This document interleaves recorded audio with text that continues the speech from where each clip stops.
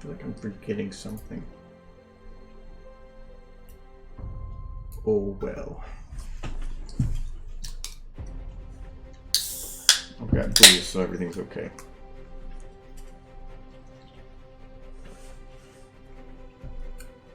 It's my only booze though. Well, other than like 18 bottles of stuff I have, but that lighting is not liking Spike.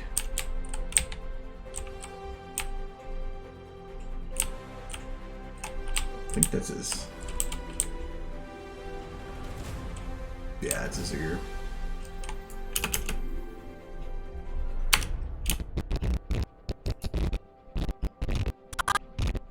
Actually, I might need to watch that just because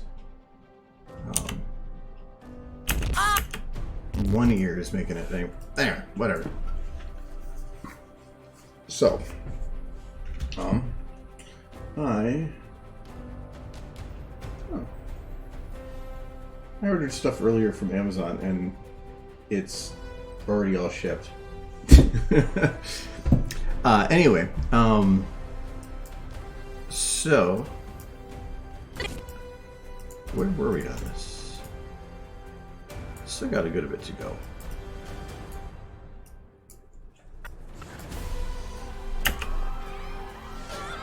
I've had to jump through so many hoops tonight. What exactly do you think you're going to do to stop me? So I really don't want to do lip syncing for her tonight, especially since I still got so much to do. I have magic, and you have... Little Murph. Yes, I bought presents on Amazon too, for myself. But I ordered it literally at like 1:30, and one of it shipped at 4. I don't have Prime either, so that's interesting. I also ordered some stuff from New. I'm doubling my RAM, so I'm meaning to do that for a while. What did you get? Good stuff? Hope you got some stuff for yourself. I don't think I'm going to need these two anymore.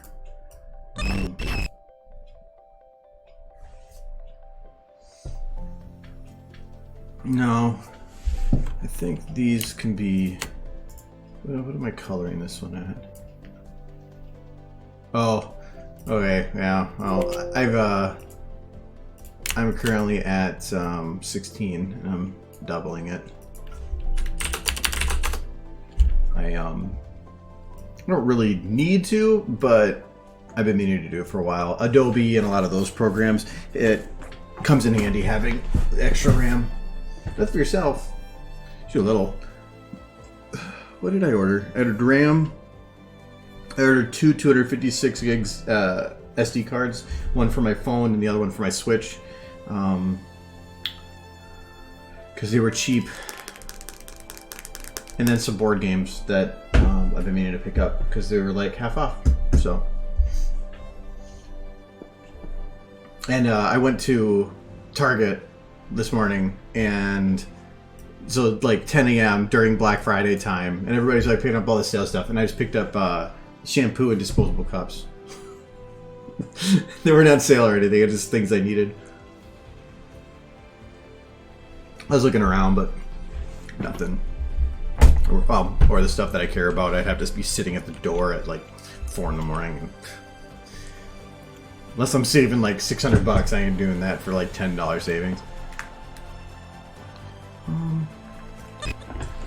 So, for what a lot of what's left is going to require lip syncing, isn't it? I can start doing some cleanup though. If I get some of these cleaned up, I can render or start the renders. Actually, you know what? Cleanup for her is not going to be that bad. I had to jump through so many hoops tonight just to get my hands on this crown, and it really. I'm just checking the wings. This crown, and it really should have been mine all along. My hands on this crown, and it really should have been mine all along. Mine all along. her little bounce at the end there, right here, seems very stiff. Because it kind of goes with the motion. So I'm going to clean that off. Well, it depends. Like, the SD cards that I got are normally like 50 and I got them for 30. But if you buy something you weren't going to originally buy, you're not saving anything. You're still spending money you weren't going to spend. Normally, the only stuff I really buy at Black Friday sales are the stuff that I was already planning to buy and I was holding off for that purpose. Which actually reminds me, there was one thing I forgot I needed to check. I'm going to be getting a multimedia couch, and I've been waiting. This is another one of those things for Black Friday sales, and there hasn't really been anything. But I wanted to check the day of. But like I usually do all my, there's no extra savings, so no worries. I do all my computer upgrades on Black Friday, so I'll wait for the entire year, and then every Black Friday I'll look at my computer and say, what's my bottleneck, and I'll do whatever I need to do to fix that bottleneck. Problem this year is last year I did my processor, and when I did my processor, it required me to upgrade my motherboard, my RAM, and then my heatsink fan. And then to fix a noise that my power supply had during the year, I ended up replacing my power supply because there was a huge, essentially Black Friday sale for, was it Corsair?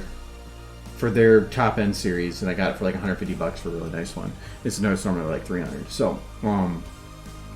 So I did that replacement. So I have nothing to upgrade.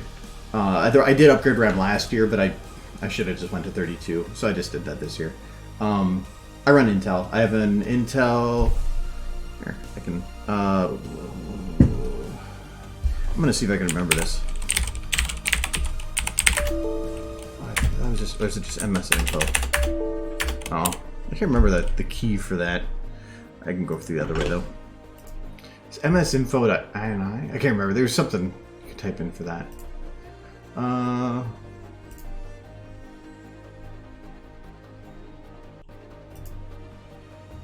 I've got 9700K. 30. Is it? It's 32. That was it. I knew there was something. I got a Z390. I messed up when I bought the motherboard, and I ended up buying a the non-Wi-Fi version. I meant to buy the Wi-Fi version, and I made the mistake and grabbed the wrong one because I bought it at Micro Center. So that sucks because that would have built-in Bluetooth. It would have been nice, but I'm not going to go buy another one just to replace it. And I'm using a 1080 Ti right now. So there's really there's nothing in my computer right now that I consider to be a bottleneck. Yeah, I'm not using even a Wi-Fi card. I don't need Wi-Fi for my PC. The modem's right here, PC's right here. But the my Bluetooth is run through a dongle, and it has no antenna. So if I'm sitting on the couch that's 4 feet away, if it's going through me, it can't detect it. It has spotting. So yeah, that kind of sucks. But I want to get a better one. I was going to go to Micro Center to check it out today, but it didn't work out because they weren't open yet. But no, there's nothing I had to upgrade. Like the 1080 Ti, if I wanted to upgrade graphics cards, I'd have to go to like a 2080 Super or something, and I'd be spending way more money than I want to for a minimal upgrade. I gain ray tracing. And I'm already using M.2 for my gaming, so there's nothing I really need to upgrade. Yeah, the 1080 Ti is great. I got that like 3 years ago, and it's still 3 years ago. 2 or 3 years ago, and it's holding up great. So I think it's 2 years ago. I upgraded because I was originally using two 970s or two 960s. I think it's two 960s. But SFM doesn't utilize multiple graphics cards, it's not smart enough. It only can utilize one. So by using two 960s, I was essentially only using one 960 for its processing. So by switching from a SLI setup to a single graphics card that was just beefier, SFM got a bigger performance increase. But besides just getting another graphics card to run an SLI or Crossfire, which really there's not much support for anymore and there's really no use in doing anymore, I really can't think of anything to upgrade. So that's why this year I just got a couple SD cards just to fill some gaps because my phone keeps maxing out and my Switch keeps maxing out. And then the RAM just so I can better use Adobe. Yeah, and that's my monitor's I can go up to 165, but I never run it on overdrive. I keep it on one because if I can, it's a 2K monitor that runs at 144. So it's already, to run it at 2K at 144, I need to have pretty lower key game or lower settings to run it at that kind of frame rate all the time. But no, most games run at about 90 to 100. Which is fine with me. But so I already got a nicer monitor. The monitor I'm using like here for the stream stuff, I only have on during stream, otherwise I just shove it to the side. It's just a 1080, whatever.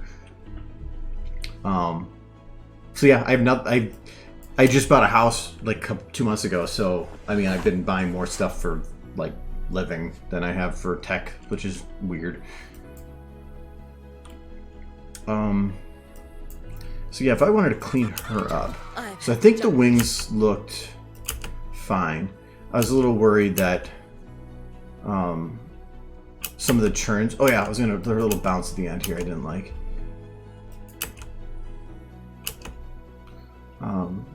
Everything else looks fine with it. Body. I think it's her. No, it's not a root. It's her root transform. That is. No.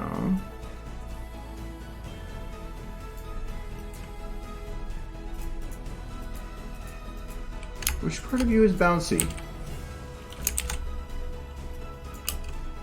No. Is it your root? No. Because of how she's moving. If it was her pelvis, especially her root, this one, well, that one doesn't move, but, oh, maybe because the rig? It might be this. That's it. Well, that's really weird. Like, let's not have her bounce. Let's just have her sit still.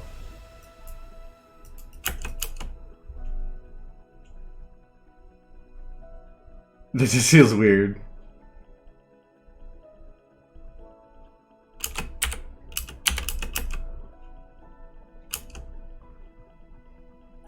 Alright, now that I know which it is, so it's just right here. I'm just gonna smooth it. I'm okay with it being there, but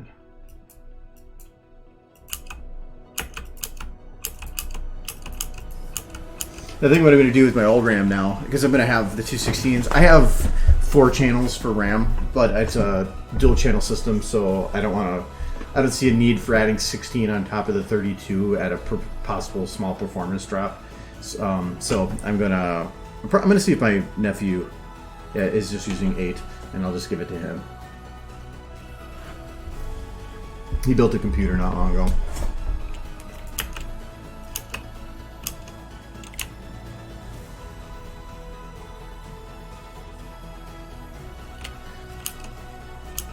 I think my problem with her motion here is nothing with her seems to continue up. You know, I'm just gonna round it. Yeah, that feels fine.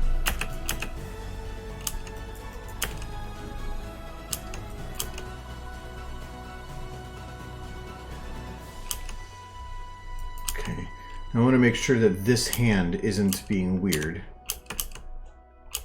Well, that is a little weird there. She basically flips it. Okay, so we're gonna fix that.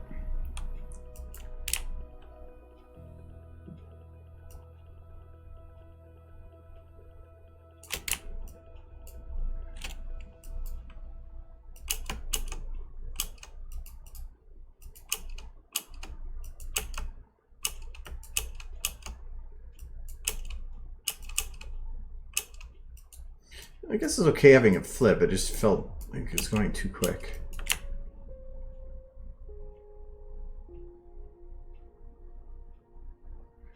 Maybe have the arm dip a little bit.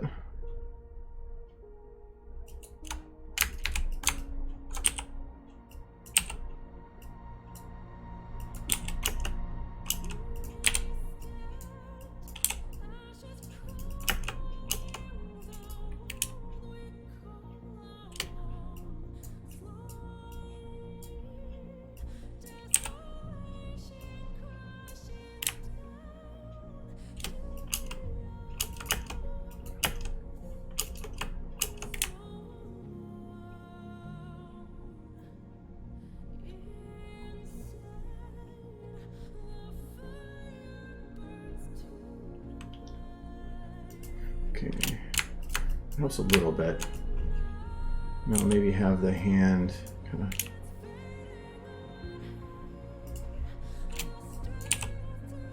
pull in a little.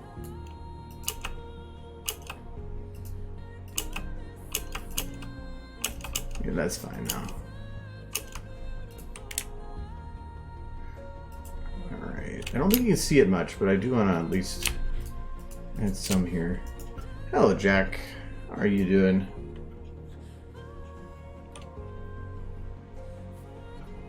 Oh, these hands are hands require a little bit of TLC when trying to build them, and a lot of the animators are still working on getting better. And I think these are definitely ones that could use extra work. But for what I need, they're fine. Plus, I am not an expert on animating hands. They're still very new to hands. I don't have to animate them very much. Okay, so you can't really see the fingers, but I'm gonna just at least bend this thumb a little bit.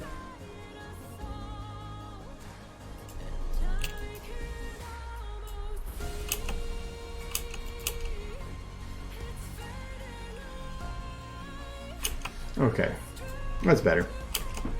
Because sometimes it's like here, the hands are dropping, but this hand, or the left hand, isn't really giving a feeling of change. It just seems like a stiff hand. So we're gonna just grab this. Once it gets off camera, I don't care what it does. But I think what we need to do is have them just kind of go up a little bit. Actually, I'm gonna have them go up, but then I'm gonna have this part of them straighten out.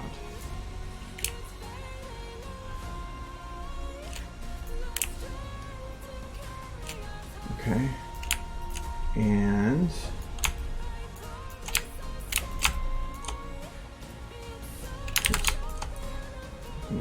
oops, turn it a little bit that way, a little bit that way, and I'll also turn them in a little bit.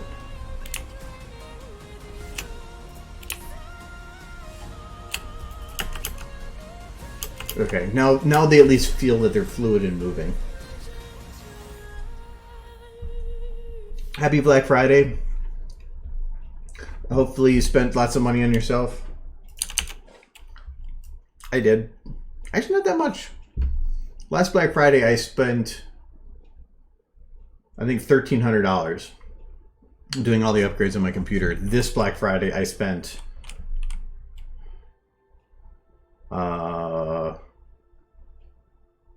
$230. Though I'm gonna, I guess, buy a couch that's gonna probably break that by quite a bit, but haven't done that yet. So far I'm doing good.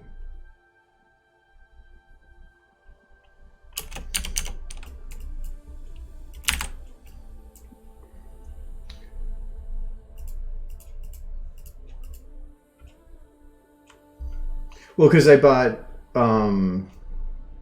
because last year I bought a 9700 Intel i7. I bought a Noctuo, which is, it's a quieter HSF. I bought that. I bought some RAM because I had DDR3 before that. I had to buy a full motherboard for that then too. So, I mean, those added up. I think the heatsink fan was 70 or 80. Oh, and about an M.2, which was 970 Evo, 1 terabyte, which at that point I think was about 250. And the motherboard was about 110.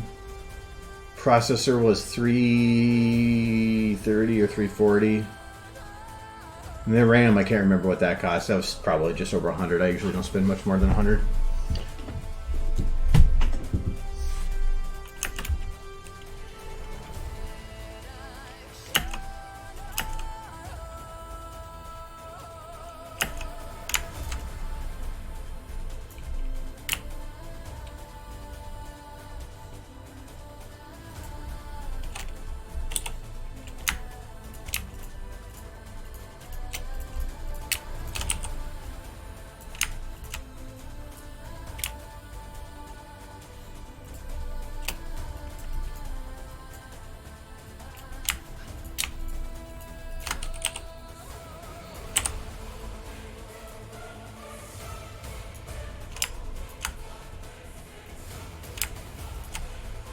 It was I usually spend, I'd say, $300 to $400 a year at least. No, probably like $400 or $500 a year on average, anyway. Then doing computer upgrades. So last year I just spent a lot more. This year I basically just got $100 RAM to go from 16 to 32. That's really it. This is the motion editor. Made it all curvy. How'd you do that? And what's it do, if you don't mind answering? No, the main point of the stream is to answer questions, so if that is perfectly fine. Let me just finish up this finger thing here. This is a little bit too... I like how it...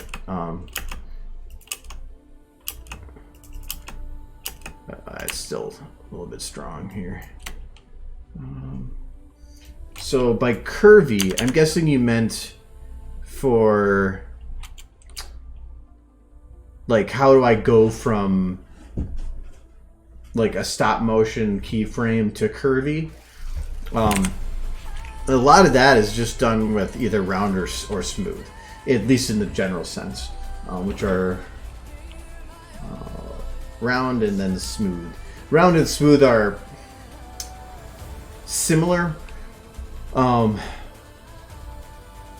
Round will... The way I see round is if you have like 2 points selected here and here and you hit round, it's essentially going to just blend one to the other.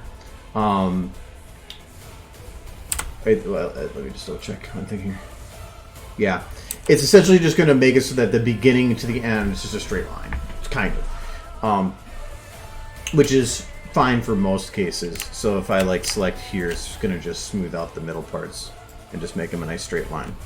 The fall-offs are where you actually get things to look fluid and nice. So if I have a keyframe that is like, say, here and then here and here. So normally when I go through in a keyframe, oh, I guess that's not going to work because it was not everything selected. So, and I wish I had the keyframes originally saved for this. I have to do that more. Yeah, let's do that. So let's say I have the keyframe set, and this is about how I did it for this originally, where I say that like this is going to be a keyframe here. Actually, no, you can see where my original keyframes were. So I can just use those. Oops.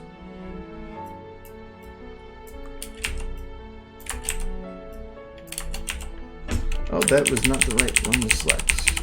I want it out. So the leave out will do what I want it to do.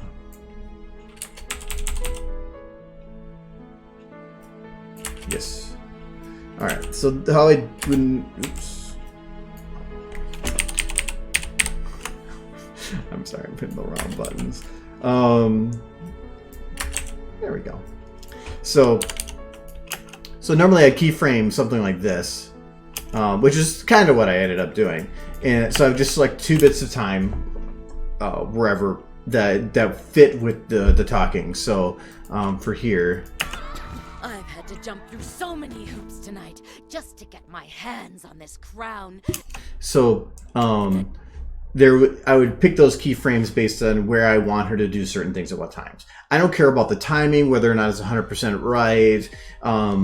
The nice thing with the keyframing is that if I mess up, I have to fix the frame, not any of the subtle animation in between. But so once I get this all set as to what I want to do, and for this, when I keyframed, I had the wings already animated and I had her bouncing up and down because I kept that as a separate thing from the keyframes. Because otherwise, if I went to adjust any of the animation, I'm also adjusting the bounce timing, which I didn't want to do. So once it's at this point, though, I would just go through and then use that round tool. So if I want to have a nice smooth transition that's nice and long and consistent, it's going to be easier to show that here. I would choose a large area to round with just a little bit of fall offs, and then I would hit round, and then you're going to get that consistent motion from one to the other. If you want to have a much sharper A to B, where more traditional animation would be, like that would maybe be useful if you're doing between subtle, like I originally did that for going between like this and this. So, you know, she just had two small little changes, but I had them a little bit longer. Between two large positions, though, cartoons normally would work that you're doing a quick transition and then you're doing your fall offs at either end. So you're smoothing out on the ends. So you're moving, you have a lead-in animation, then you have a quick motion to the next one, and then fall out, or your fade out where the animation kind of slows to a stop. If you want to do that, you just would be bringing in this middle area. If you do that, you're going to get animation then that is going to jump a little more. So if I just shrink this down to a couple frames, you can get a much quicker motion. So that's really all it is for doing it. Smooth is not going to do what you want for this. It's like round, you can see, is going to cover the entire thing. Smooth is more for after you've already done the rounding, say that some motion just is too stiff, or the transition might be too quick, and you want to you're just smoothing it out.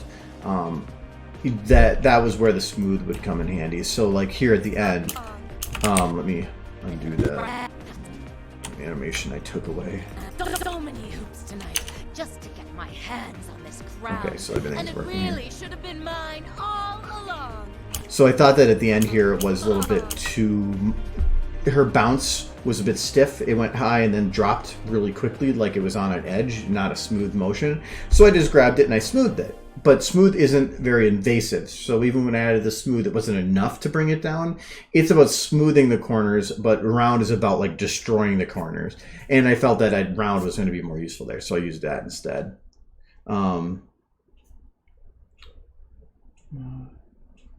Did make the animations when they curve. Yeah, fall offs can be weird. Do know that there are some difficulties with fall offs. So, for instance, I should be able to show you too. Let's say that I want to do small motion. So, if you're just doing like rotating of stuff, you can do pretty small rotations of things and you're fine.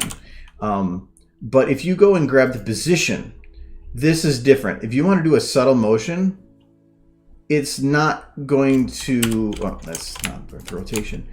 It's not going to like small motions as well. So if I drag this, I'm dragging this already a little bit and it's not even changing the graph, but if I hit a certain point, it's going to suddenly jump in and spike in there. This is, I think, due to how many digits the float values go out to. And it can't make some of those float values, because if I move it to here, the difference between this point and this point is not the same as if I moved it out here from this point to this point. It's about doing from its minimum to its maximum motion. So the further I move this, the bigger its minimum and maximum. So it looks like it's adding more detail in between, but compared to this, and it kind of is, it's just that it has a bigger range to work with. But this, it doesn't know how to use these numbers. You can see here, like it goes from here to here to here to here to here. So it's not really rounded. Position changes can get messy. You can force it using smooth to have some of those extra values in between and clean it up a little bit. But as soon as you do any other motion with this body, it will destroy it. So it gets, the round tool doesn't work very good for that. It will work actually fine if you don't do fall off. So right now it's doing the fade or the ease in, ease out. So you can see it's kind of fade, like smoothing in, quicker in the middle, and then fading to the top. And those 1, 2, 3, and 4 keys will change that. So if I do one key, it's A to B, no rounding. Number 2, it's a quick in, smooth out. But for here, it's the opposite. So it's 2 is going to make it so it's ease out, quick or quick out. Right? Ease, yeah, whatever. So these are just going to make your fall offs different. So it's going to be straight, easy, ease in, ease out, and then easy in and ease out. If you want to do position changes without the fall offs, it's actually really easy. Then it's small little motions can happen with a linear change, but then you're going to have these like it's not going to work for that bone, but you're going to have a non-smooth motion.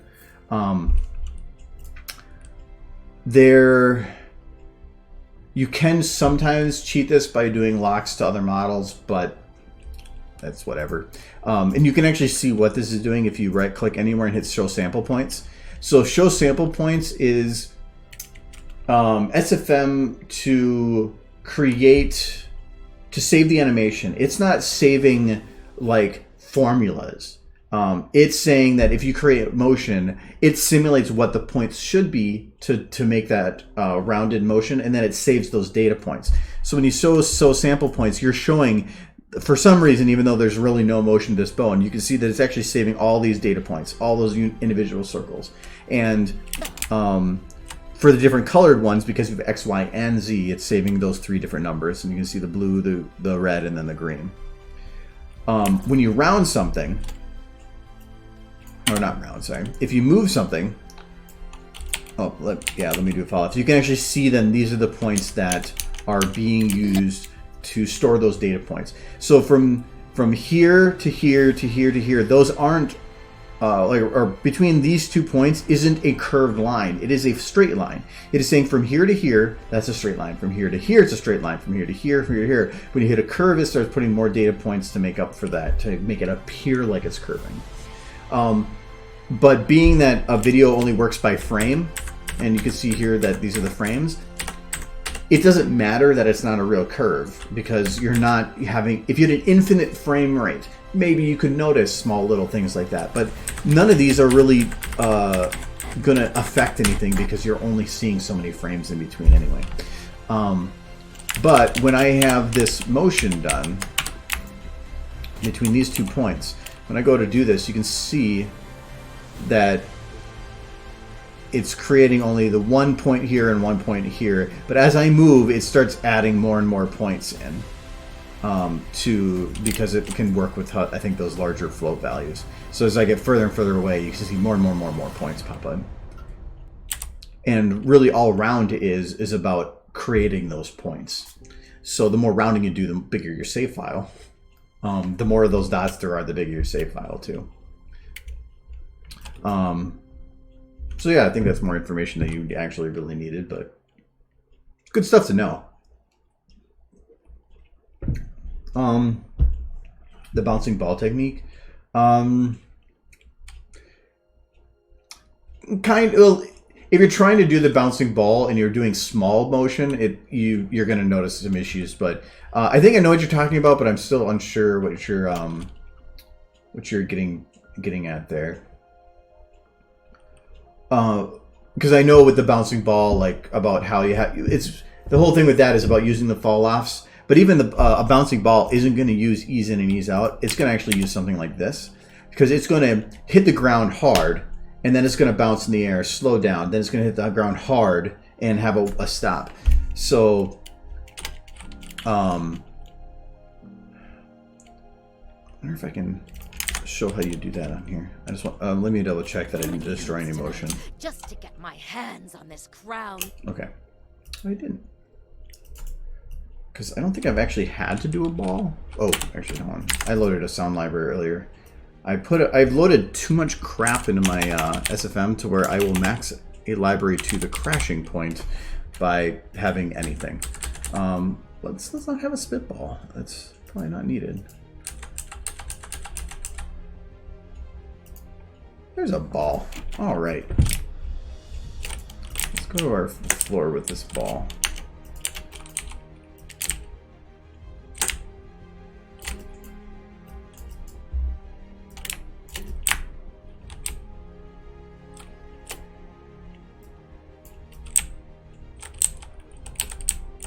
Where's our ball?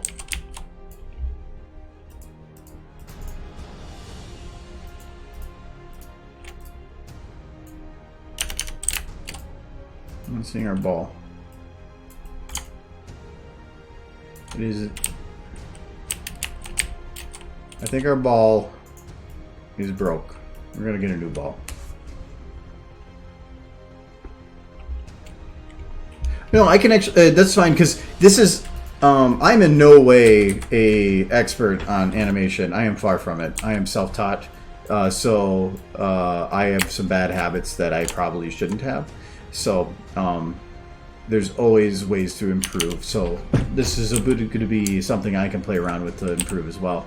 One thing, if you're going to do some motion, like when you load something in, it's going to base it all of its animation or all of its axes on the camera that it loaded into.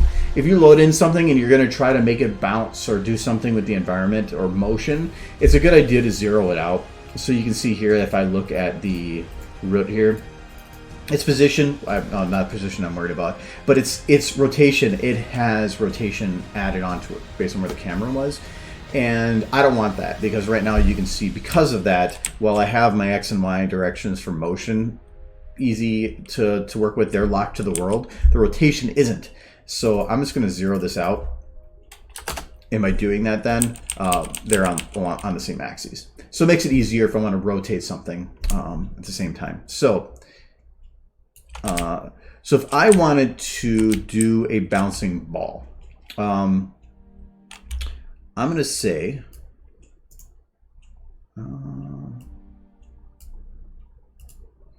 that I want to have it bounce from this point to this point. So the way I would do it, and again, I don't know if this is the right way, is I'm going to do this in steps. So I'm going to say, if it's moving a direction, it's going to be moving a direction and slowing down as it goes. But for this release right now, I'm not going to worry about that. So I'm going to say that it goes from here to here. Let's say from here to there. And then, well, in that time, in the middle of it, because I have a full frame, I just want to have it, I need to have it bounce. So I'm going to make it go quick in, slow down, then ease back into its other points. So let's go up. This crown. And This crown is a very cheap ball bounce. If I really wanted to cheat this, then no, I'm not going to cheat it, because that would be rough. So I'm going to say that, I wonder how much I can cheat this. I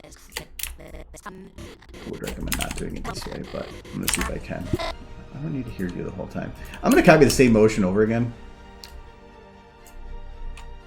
And we are going to then just move it to match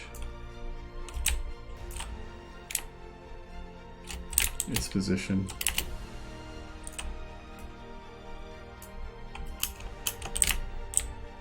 Okay. But right now it's going to be bouncing the same. And I don't want it to do that. So I'm going to hit it with in. And so what in is doing is it's is essentially copying everything to the very first frame's value, but if I use it just a little bit, I can essentially reduce everything that it is. So distance, height, everything. So I'm going to hit it with in by about, let's say, 1/3. Then we're going to copy that, and we're going to go to the next one.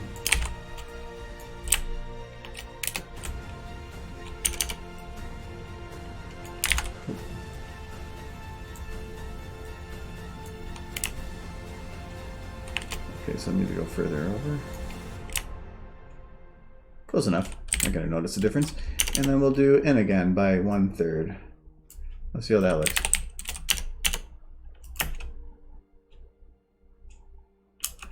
I probably should reduce that more, which actually is pretty easy. In.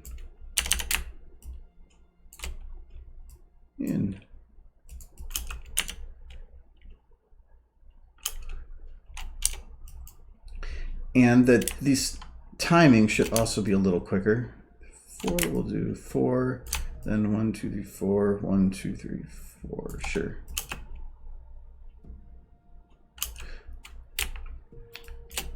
And then add a little spin onto it. So there's a, oh, the pops from something else in the video. When you go to add motion, again, I don't know graph editor, so if you use that, then maybe there's probably a different way. But if I go to add motion to this right now, if I use add rotation, it's going to kind of break it, which lets it bounce up around the surface in a way. So if I want to actually add rotation to the ball, I can either do it one of two ways. If I want to do it to this actual animation, I can. If you change this from transform to offset, transform means that when you do a rotation, it wants to change everything. So if you change the rotation, you're also changing the motion that it's going in to match. If you do offset, it separates the motion and the rotation. So now I can actually do the rotation and it's not going to affect it.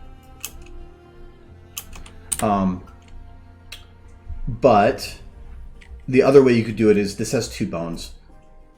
Technically, you shouldn't really animate by the root, but I do it anyway, because whatever. I'm not a pro. I don't care. But because this is a separate bone, I can rotate that without issue. But the way I see the motion here is once it hits that first surface, it's going to start rotating more. Because now it's come in contact with some kind of a frictional surface that it is pushing it forward. So it's going to start spinning a bit more. And then when it hits the next one, it's going to do the same thing.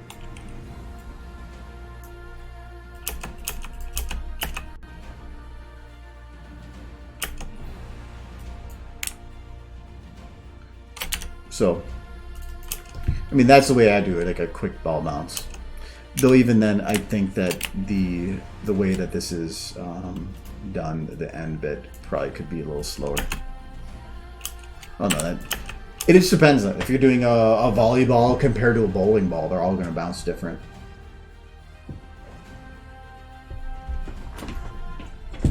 Oh, in and out are probably, to me, one of the most underused tools that SFM has. For instance, well, in, out, and playhead. So in, out, and playhead are essentially the same thing. All they do is say, from where am I copying? So if I have this area selected and I say in, it's going to take from the in. Well, let me get a little bit different. Yeah, so it's going to grab from the in. If I say out, it's going to grab from the out. And if I say playhead, it's going to copy everything to where the playhead is. So they're essentially the same thing. It's just from different sides. But no, if you have any questions, the main reason I made the stream was I was getting a lot of questions that people wanted answered, and I didn't have a medium to do that didn't spend a lot of time. So streams are great because I can answer a question from more than one at once. Because I've been doing this for what, 6 years.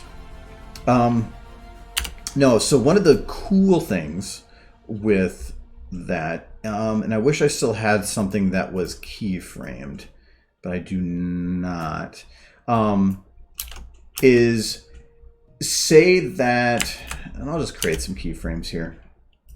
Get rid of our ball. See, we have sunset here.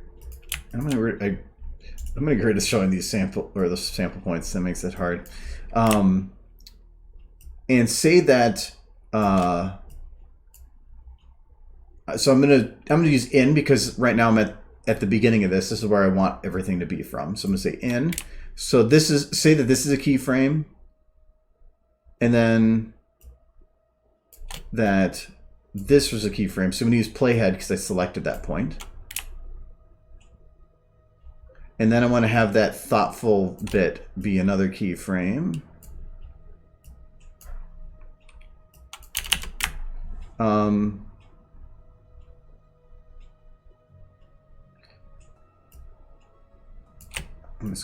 just kind of picking some random points here. I'm waiting for me to find the one that I actually want.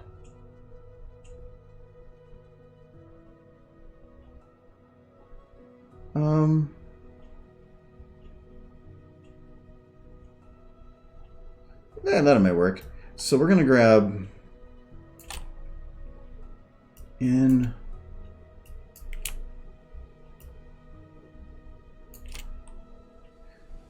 and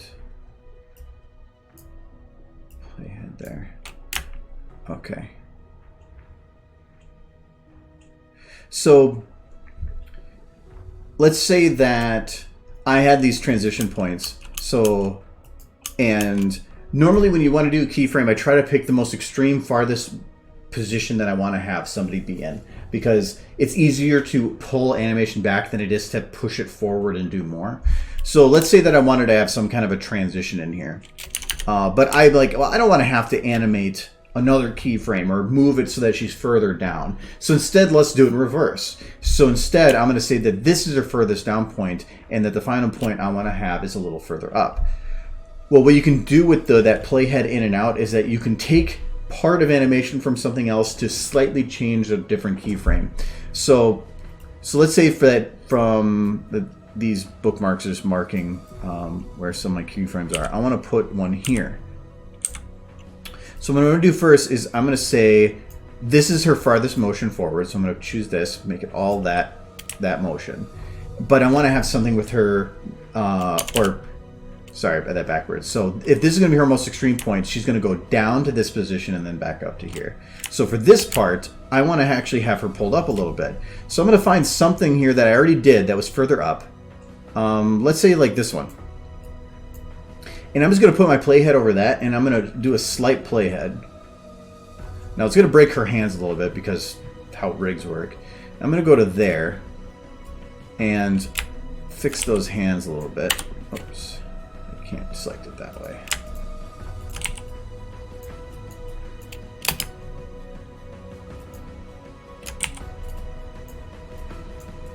I don't know how that should be.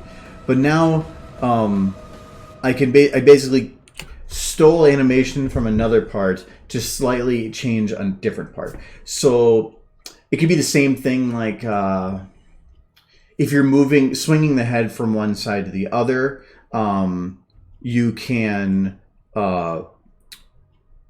use, if you want to have it bounce out from that point back in a little bit, you can use that main keyframe you had as that furthest point and then just rein it back a teeny bit by so like if these are your keyframes and you blended it like that, then you could go and grab this part at the end here and just bring it back a little, not like that one, like this. So you're taking your original animation, you're going further, and then you're pulling it back just a teeny bit. So that in and out can, and playhead allows you to steal animation. Does it work best with specific bones? No, it works best for everything. And you can, like there, I grabbed the one arm. The one arm was all the way out. I have done it where I pulled the animation from another part, but I've, like, say, not done the arm because the arm was in a different position. So I skipped the arm. But the arm isn't the main thing. The hardest thing to, like, for going between different motions, and you see a lot of people in their, like, when they're starting on animating, is that they have, like, let's say for a human, is you might have arms that move and a head that moves, but you're going to have a body that kind of sits still, because you want to have, you have to keep touching it to make it fluid and move. By doing this, you're able to copy and paste small little motions from different parts so that the chest and stuff keeps moving without adding a bunch of keyframes.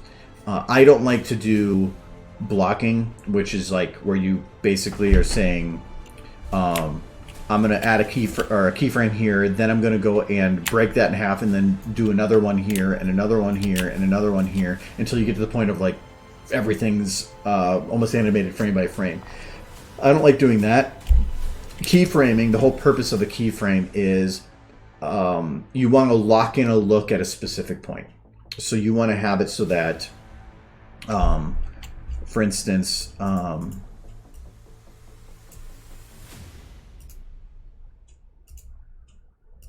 for my original keyframes here, is I had her, so she was flying in. I had it like her looking up a bit, but it should be about the middle points for these. So I had it where I wanted to have her standing up with her hand on her chest, her with her arm backwards to the side, while kind of pulling in, getting ready for the motion for the next one, then swing your arm up, contemplating, angrier. So for this one, I took this one and then I just backed it off a little bit from the one afterwards. Her looking up, her thinking, or kind of a thinking, I guess, and then pointing at herself. And then for this next one, the backwards motion. So each of them was, I was putting a keyframe where I wanted a specific, or I guess, pose to pose is the best way to call it. So it's keyframes, but you're going from one pose to another. You're saying, I want for sure to have them look like this. And at this point, I want them to look like this. And at this point, I want them to look like this. It's really good for character animation and getting emotions in. After I'm done with that, I am going to go through and clean up and add little subtleties and little secondary animation. But the main thing with the pose to pose and the keyframing is I want to ensure that they look exactly like this at this moment. And you also then can get a preview of going through and saying, by hitting play and saying, is just get the feel and the idea down that I want. I've done plenty of keyframing where after I blend it and I realize that the timing's not working, so I'll undo the blend that I did and I'll go and retime it, or I'll just do it with the blend and retime it a little bit.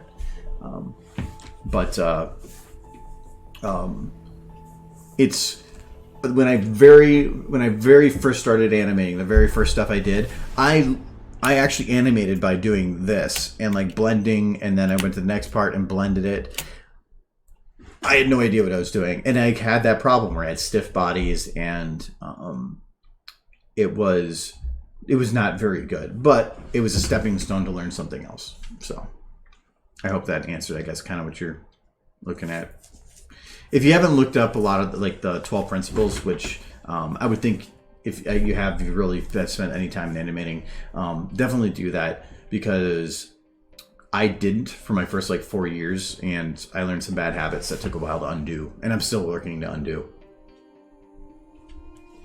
Like squash and stretch were not something I ever really paid attention to, and I'm trying to do that more now.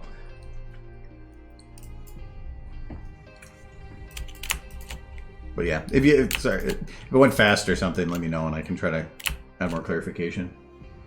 Okay, good, because I didn't think it was helpful. So, but yeah, definitely look up the 12 principles. There is an amazing amount of places on YouTube that just cover the 12 principles, and they are, they're actually important enough. I used to do. And I still kind of do. I do a 3D animation presentation at conventions where I actually go over the 12 principles and use the actual examples, and I talk over each one. So, like here is an example of squash and stretch that I used to never do, and I'm trying to do more now. It's stuff like that. It's sometimes you don't even think about it, and this helps you realize some of the importances that these things have in animation. So, but yeah, I actually have this full presentation. Also, I used to cover cinematography and different types of shots, and some tips for getting started. So, yeah. Oh, that's half a gig. It's huge because I have a lot of video files in it. Though, and even the PDF version's big. So yeah, it's not really downloadable. Sorry. But all the stuff that's in there, it's just pony versions of stuff that, if you want actually good, or the sources that I kind of got that from, just look up the 12 Principles of Animation. This guy right here does a really, really, really good job covering all 12 of them with full animated details.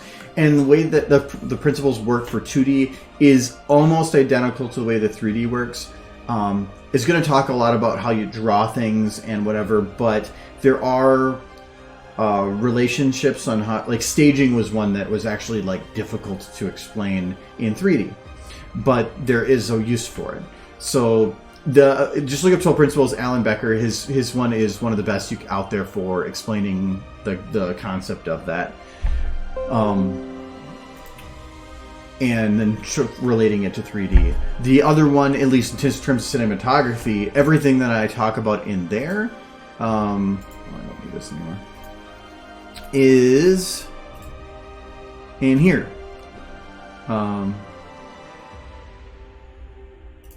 I know this is good. Is from Flooby Newbie. I love that name. And he goes over the Incredibles movie, which has an amazingly good, amazingly well done cinematography, not just for camera placement, but coloration and everything. So this goes over all the different principles of cinematography. This is a long article, and this is only part 1. Because if you get to the bottom here, part 2. So there is a lot of details in here, and all of it is good information. If you're looking to not just animate, animation is an important part of it, but you also have to know about how do I place my camera, how do I tell a story using the video, and all this covers a lot of it. So I can link there for you. Definitely give that a read. It's a really, really good article, and it kind of covers all the way from basics to some little advanced stuff. The one thing that's a little bit harder in here is that they cover all the different shots here, like extreme close-up and all that, but it doesn't provide some of the details for these that of like, well, now how do I utilize that in SFM? SFM actually has some industry standard ways of changing things to fit what you normally see in movies, because sometimes it's not about if you fit the industry standard that people are used to seeing, you will make it feel movie-like without actually having to put that effort in.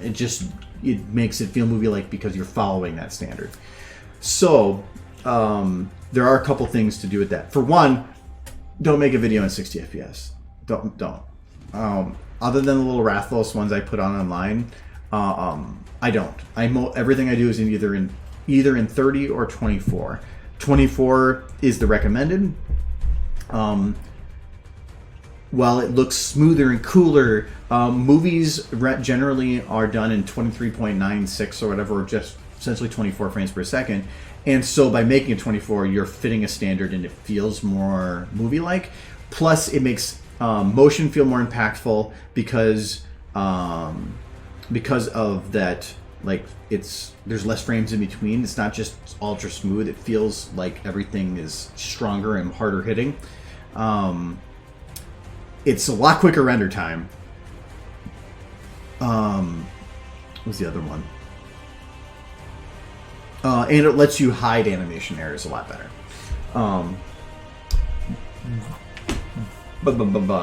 So what SFM kind of helps you out with for some of the camera use is you kind of have what I consider to be kind of 4 main types of shots. You have your establishing your far shot, then you're establishing your far, your mid, and your close. So in terms of far, mid, and close, the industry standards for those are 85, 50, and 35 millimeter with some play. And that's for the camera, I forgot what you call it, but it's the camera zoom or the camera lens is being used. It's 35, 50, and 85. Thankfully, SFM actually simulates camera sizes. So if you have, I'll have to grab a new, let me grab a new camera here. So if I have this camera here, let's say that she's in this shot, whatever, and we want to show this character. So if you slide these bars in a camera, you can actually change these to match that camera. Like you're not going to want to use a 90-degree FOV. This is literally that the camera is like seeing 90-degree view like this. I mean, even a human can't see that. So if you're going to do a far shot, so a far shot is considered to be a shot that is going to encompass a large area. You want to see all of a person or multiple people or all of an area. So to do that, usually you want to sit at about a 35. So actually, let me grab a shot that has ground so you can get a better idea as to feel here. Yeah, let's say in this one.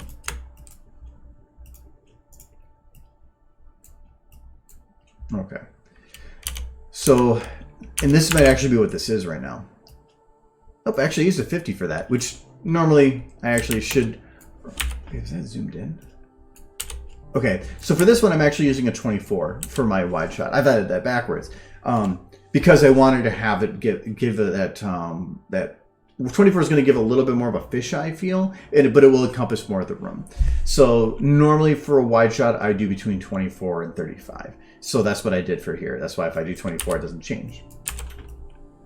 And so this is going to be, I want to see the whole person in kind of seeing where they are in the environment. And with that, you usually want to utilize the rule of thirds. But again, they're more of like guidelines. They're not rules. If you break the rule of thirds, it's fine. If you want to put the person in the middle, maybe there's a reason. And I have shot here where I do that. She's in the middle. Is she following the rule of thirds? No, but it's for fitting that shot, especially since she's looking at the camera. But anyways, so for your full shot, I'm using a 35 or a 24. For a mid shot, a lot of the purpose of a mid shot is to for conversation or talking between like two people, or it's to where you want to put your viewer in the shoes of somebody standing in that shot. So that's normally a 50. So if I go to 50, that would normally be a mid shot for a human or a human type being. You're going to be either cutting them off about mid thigh or mid stomach. And the reason for that is, and I can show that with a pony. So for a pony, a mid shot, I'll usually cut off somewhere around the mid thighs. Is if you cut them off here, it looks like they're standing in the shot. They're standing on the floor of the video. And if you cut them off here, you look like you're having like a swan thing, like a swan floating in the water. You want to have something cut in the middle. So normally I would cut it right about there. Yeah, that should be about where you go. 50 is also considered to be about what the human eye sees the world at. So if you want to make it feel like somebody is standing in the middle of a conversation talking with people. So if you have two people talking, you don't want to have the camera way above them, way below them, or way off in the distance. You want to make it feel like you, as the viewer, are actually conversing with those people. You are a part of this conversation. So you want to put them at about the head level, and you want to have it about that midpoint. So for like a conversation, I would normally sit at about here, because this would be about where you would normally think you would be conversing with them with a 50 mil. To do a close-up, and the purpose of a close-up is you want to pull the emotions out of the character, and you want to show the detail of the face. It's for people that are thinking, or if they are talking, you do a close-up for like an emotional impact or something. That's usually an 85 or 105, depending what you're doing. For an 85, you want to cut it about the mid-body. You don't want to do it like here, or like a weird cutting where they're their head is kind of like floating on its own like this. You want to show a little bit of context for the body. So like here, or like there, so you're cutting off. Just so you can show a little bit of the body. I have done close-ups where you're doing something like this, but you have to just be careful so you're not looking like of Mr. Floating Head. But that's for getting that emotion out of somebody. I have like a close-up here. Yeah, so this one, I probably could have pulled this down a little bit more for the butt. But since we've already seen this shot, and then it goes from this one to this one, you already know where he is, where his placement is, and everything. But here you can see a little bit of her butt there. And this one is an ultra close that I just wanted to get the face as close as possible. But if I were to go to this shot, it's probably... Well, this one actually I changed the perception a little bit, so it might be a little different than 105. Yeah, because I did a little... You can see this little, like, change in perception to where it zooms in on him, but this gets further away.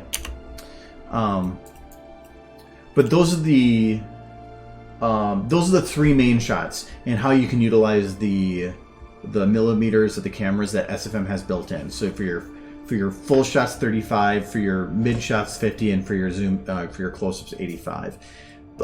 Besides that, one of the ones that people can mess up on is your establishing shot. Establishing shot is essentially a far shot with extra context.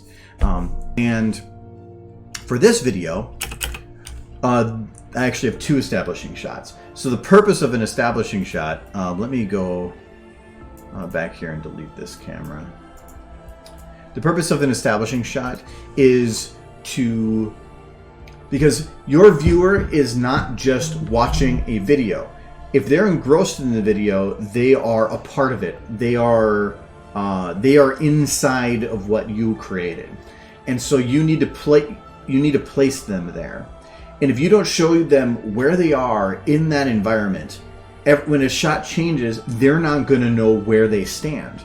So if you jump to a shot with a mid shot of somebody talking, like if I were to jump right to this shot with Spike, you would have no idea really where you are. You would be confused. You need to know where you are in this environment. So the establishing shots are about doing that. So at the very beginning here, I show Twilight behind a computer, and well, this isn't... Because of how this is set up, you just feel like you're behind the computer, but it's establishing that we're in some kind of a computer environment. This shot is actually showing that we're in like a big lab type thing. So it's a big shot from behind, and it's showing where he is, that he's on this big platform. From this shot then, I back up from there. So now I'm connecting these two shots. So I'm showing that he is on this platform that we have now seen here. And now I've shown behind the desk. So I've connected those first three shots to where the viewer knows everything within this area and where they should be in those shots. So that was what the purpose of this shot was. Here it stays with him in focus and they're blurred out. By the end of this, she's talking, he's blurred out, and they're on focused on them, transitioning. Then I can now show Spike here because now I know where he is in an environment compared to everything else. This shot, you know where you are. This one, again, I now see him and I see her. I know where I am in 3D space. And now for the whole rest of this, you do until here, where it kind of jumps and teleports to a new position. But that's what's kind of funny, is that you don't expect that. You're thinking, oh, she's still in the same spot. And then she's not. And then he's like, wait, what? So... I do a little bit of the jumping thing with this video, but it's for the reason of the unexpected twist for it. These are just random machines doing things. I don't need to actually show you where you are in the environment for those. You know where he is. This one is not really connected, but I really didn't care with that. But yeah, you know where that is. And then that's establishing the rocket. So it's all about show people things beforehand. The only one that I don't like right now is that between here and the rocket, she jumps to this whole lab in a different place. I kind of want to come up with a transition for that because, again, that feels like you're jumping somewhere. And where am I? Establishing shots are super, super important. and I think are usually skipped quite a bit. One of my favorite examples of an establishing shot was when I did this video.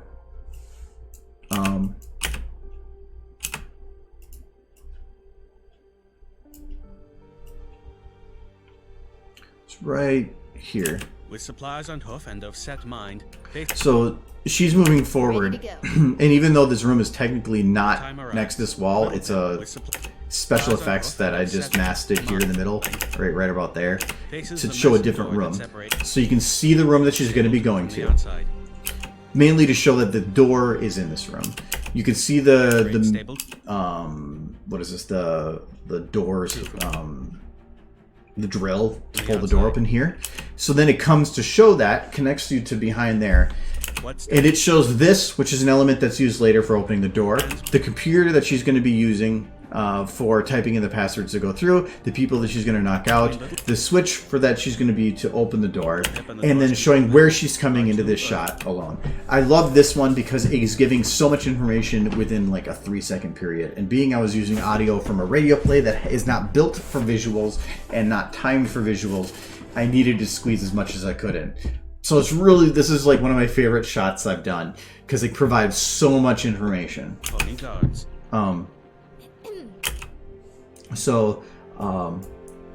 Establishing shots are important. I love this stuff. To me, they're trying to tell a story without words is super, super cool if you can do it right. And so I love that kind of stuff. I love cinematography.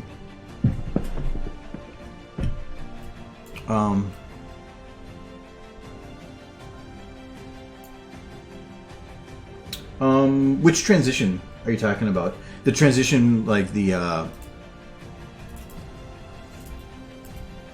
wall one here?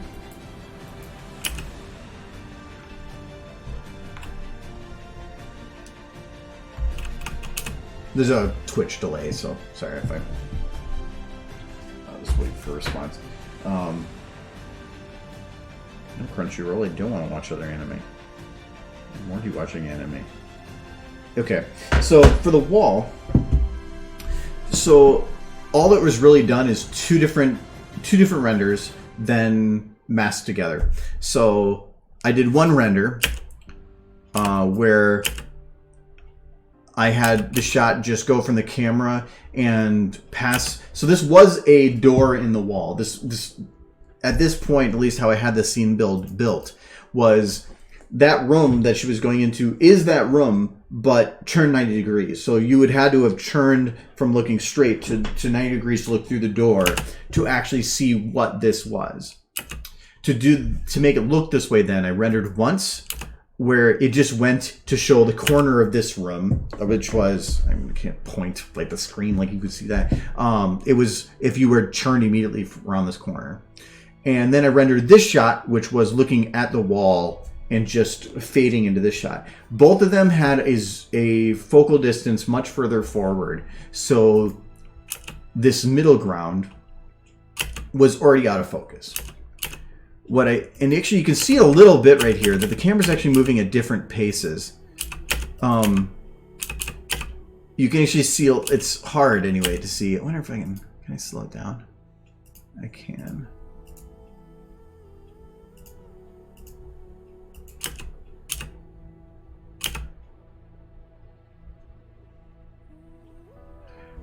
If you watch this wall, how fast it's moving, you can see another wall that seems to like slide over on top of like this. And it's because that's actually what it was. I'm not going to be able to open that actual save file because maybe. I have everything on an archive and it broke all the links. But I might be able to do it. I am not very good with After Effects, but I at least know how to do some basic stuff like that to where I can make use of this. After Effects has the nice thing where you can mask and do all that stuff. and it actually has one of the cool abilities that, and I can show, is actually this video is where I did some really, really unique and interesting transitions that I learned a lot from and utilize in a lot of other videos. So I'll see if I can open it, but even if I can't, I might be able to show it a different way. I can even just do it with colors.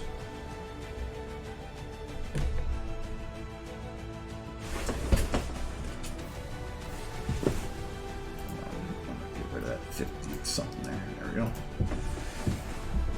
I still have... I have an SSD and I have an M.2, but I still have Adobe products sitting on my spin drive. So they're slow.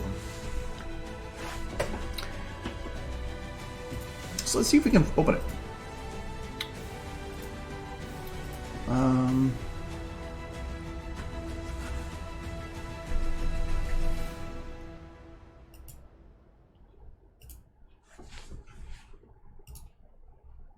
No, it's not on my spin drive, actually. It's the renders on my spin drive. The save files are actually here.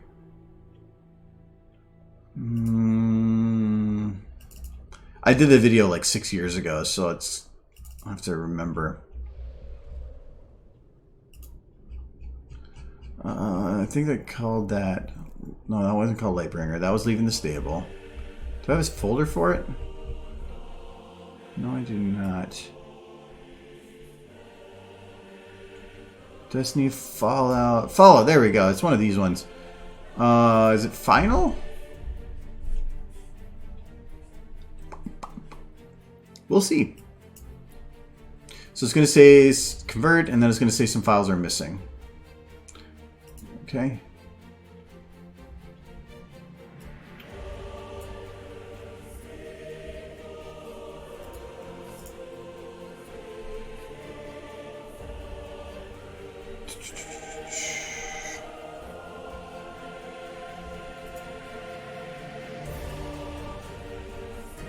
I think if I do replace, and then I select the right video file, I can find it.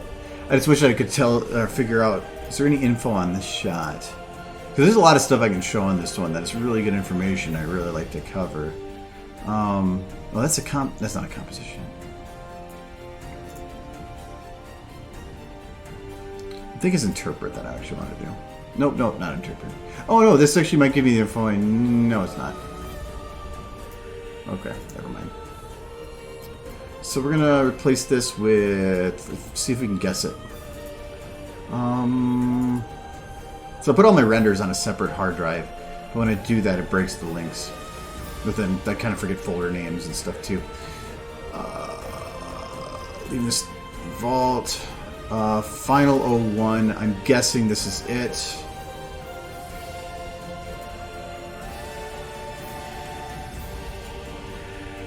Alright, yep, it fixed most of them. Okay. Perfect, it worked. I just wasn't sure if I was going to guess it right. Let's take an adventure through a file I haven't looked at for, like, years. Alright, so... we want to go to...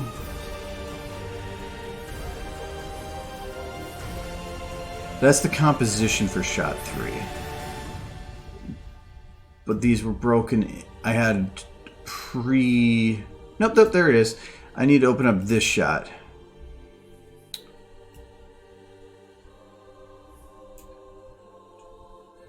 Oh no. This is what I want. Alright. There. So you can see here.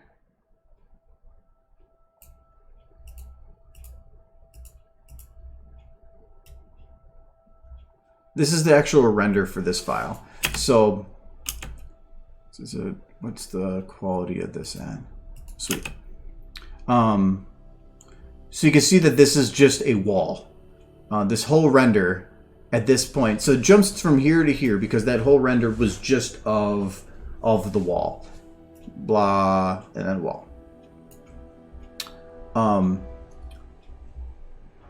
And then... or no, that was the one below that. Let's see here.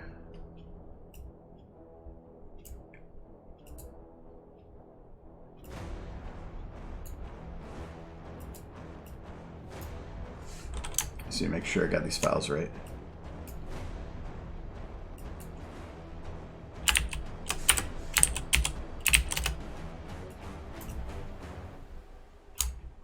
Trying to remember, figure out why it, or which of these has the, well,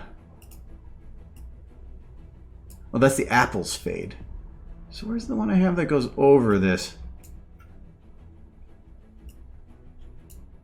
So shot 3, guard, no, water, book, guards, barding, apples. Well, what I ended up doing is I had this render like this, and then they had the other one just like that, and then I put a mask with a fade over the middle of it. I might be able to actually see the mask. It's not going to show that to me. Some of these are really old, so I don't even know if a lot of it still works right. And then I just faded this mask over the middle of it. So on a mask, you can say feather, and you can see feather is 1,000 pixels, so it's about to blur it over a very large range. And then I just had that mask move with the video so that that blurred middle ground was just blurred even more with the two videos overlaid on top of each other, and then the mask moved it across to make it look like the video was, or that it was the same video. This might not actually be the final, unless I, let me check here to see if it does the fade here. Yeah, see it here, it works. So video main, so let's go to video main.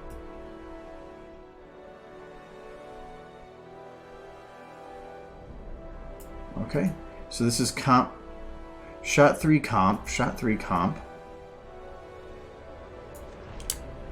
Okay, it was just here, and now it's working. I feel like I'm being betrayed. Anyway.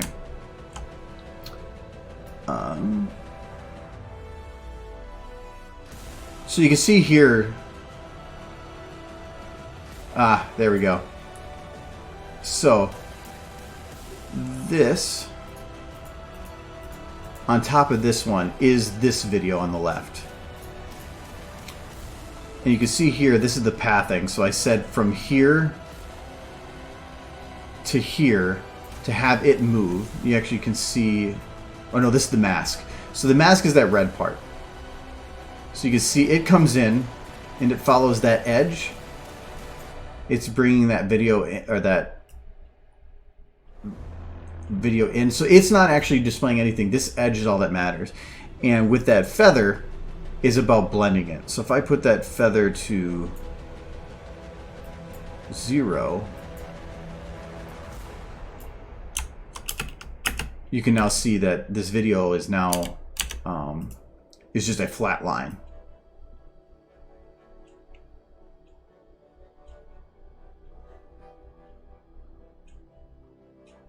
But if I have that feather on, just blends that edge more. So I put it at max, so you just can't even really tell with everything else that's going on around it.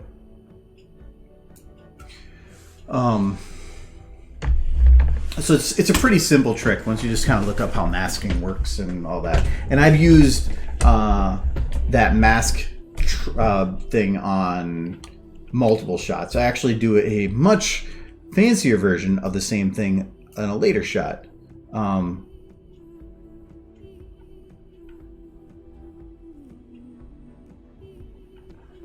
think it's shot 5.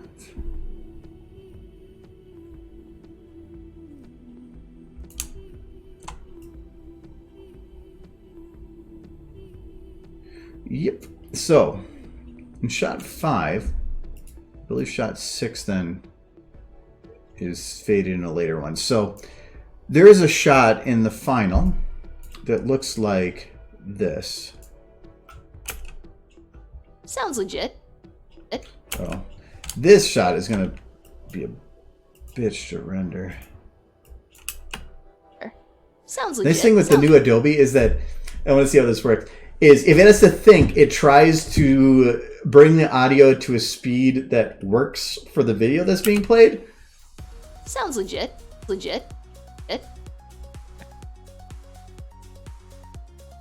Oh, come on. Usually...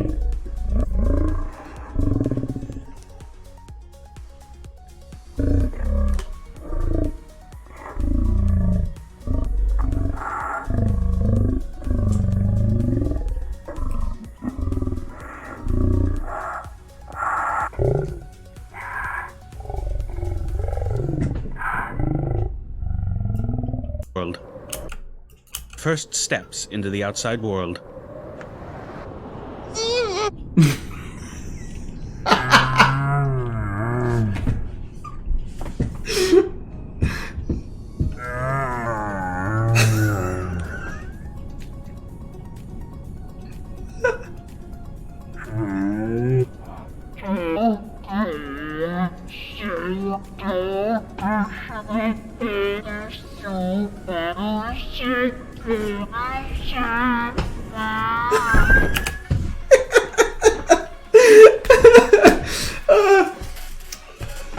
Once it's pre-rendered, it doesn't do that anymore, but pre-renders are always fun. See, now it's fine. But it's good. Anyway, so in this shot, the inside that's in here is in a whole different map than this part. They are not in the same save file. But I wanted this cool shot of her because she's talking about her walking outside of it, and I wanted to have this in one shot. Little so, Pip threw open the cellar door and took her first steps into the outside world. In the video, it shows her walking outside, but that's not the same video. It's not even the same save file. They are two completely separate video files. It wasn't. Yeah, she was very hungry. That's what it was. So, because of the separate video file thing, I had to do some fancy trickery to make it work. The reason it was separate video files was because in here, the whole map that I had built was in a different video file that had zero light, zero anything, and I could have free form to do whatever I wanted. In this one, I was utilizing a map that already had rolling hills and ground, and I wanted to use that as a base for all these shots. But she was actually on a ground surface, so her walking out from underneath the ground had some problems where the lighting wasn't matching up or wouldn't even work. The ground would have been, you would have seen certain parts of it at the edges here. It just did not work. So, because of some of the stuff I learned from doing the transition to the other shots and from other testing that I had done, is I learned that you can... I think I deleted the test video.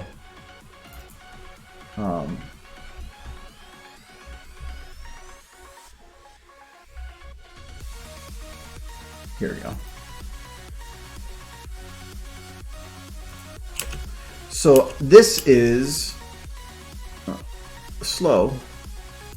So this is a video where I was testing what would happen if I took two separate videos where I exported the camera animation and the pony animation, and I reloaded them into a different save file, and then I rendered out both, so the animation for the camera and the pony are identical, and then I faded across them both.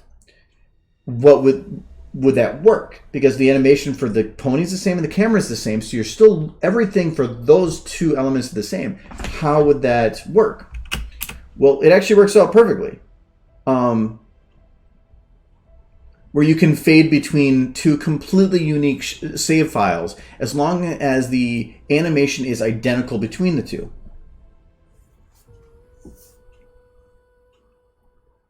And then here I even just overlaid the two on top of each other to show that you could just create weird transition, like weird elements. She looks normal, even though it's an overlay of two different renders on top of each other. And I originally had to do that because of in remembrance I needed it, but I took the knowledge from that and then brought that to leaving the stable thing. So that's essentially what this is. Was I did 2 renders. So in one of them, it looks like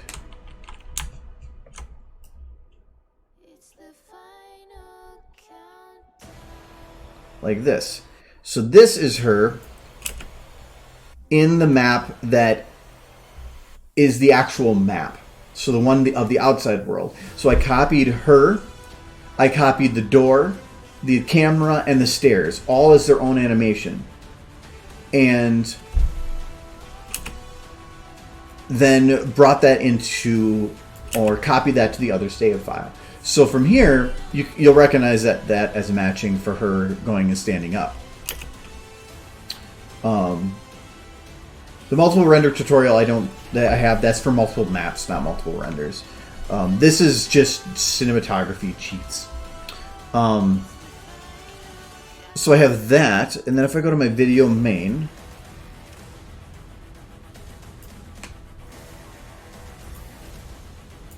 I did this in this file for some reason. Well, actually, let me go to my comp 5. So this is going to be the... Oops. The render showing the other side of it. So this is her walking up to the door.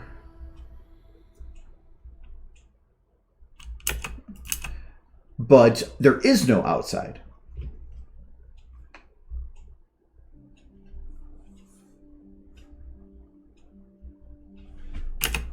So in this one, I had to animate all that like she was looking at something that didn't exist because I needed to make sure all the animation was done.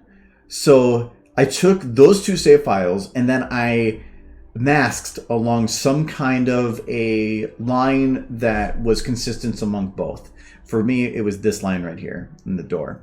So if I go back to my main video file, if I go to this file right here, you can actually see the mask here. So when I get to this point and the door opens, the mask slides in. So now this right here is now that other videos file. I forgot which button it is. There it is. And you can actually watch the mask move with her.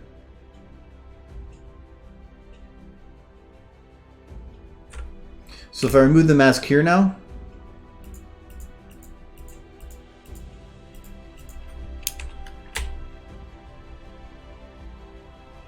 so I wasn't even sure if this shot was going to be possible until I like did a test on cheap animation to see if it would work, and it did. And this is probably one of my most favorite shots I've done because I just had to come up with some weird ways to make it work, and it did. So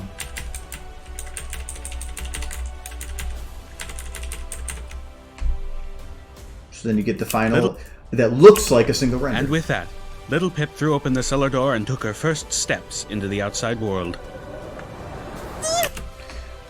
I did a lot of tricks in this one for using that kind of stuff.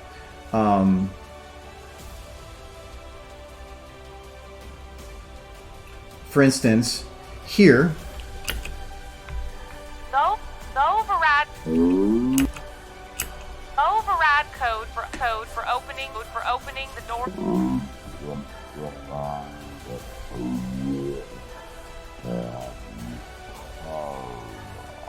Little Pip is starving. Somebody must feed her.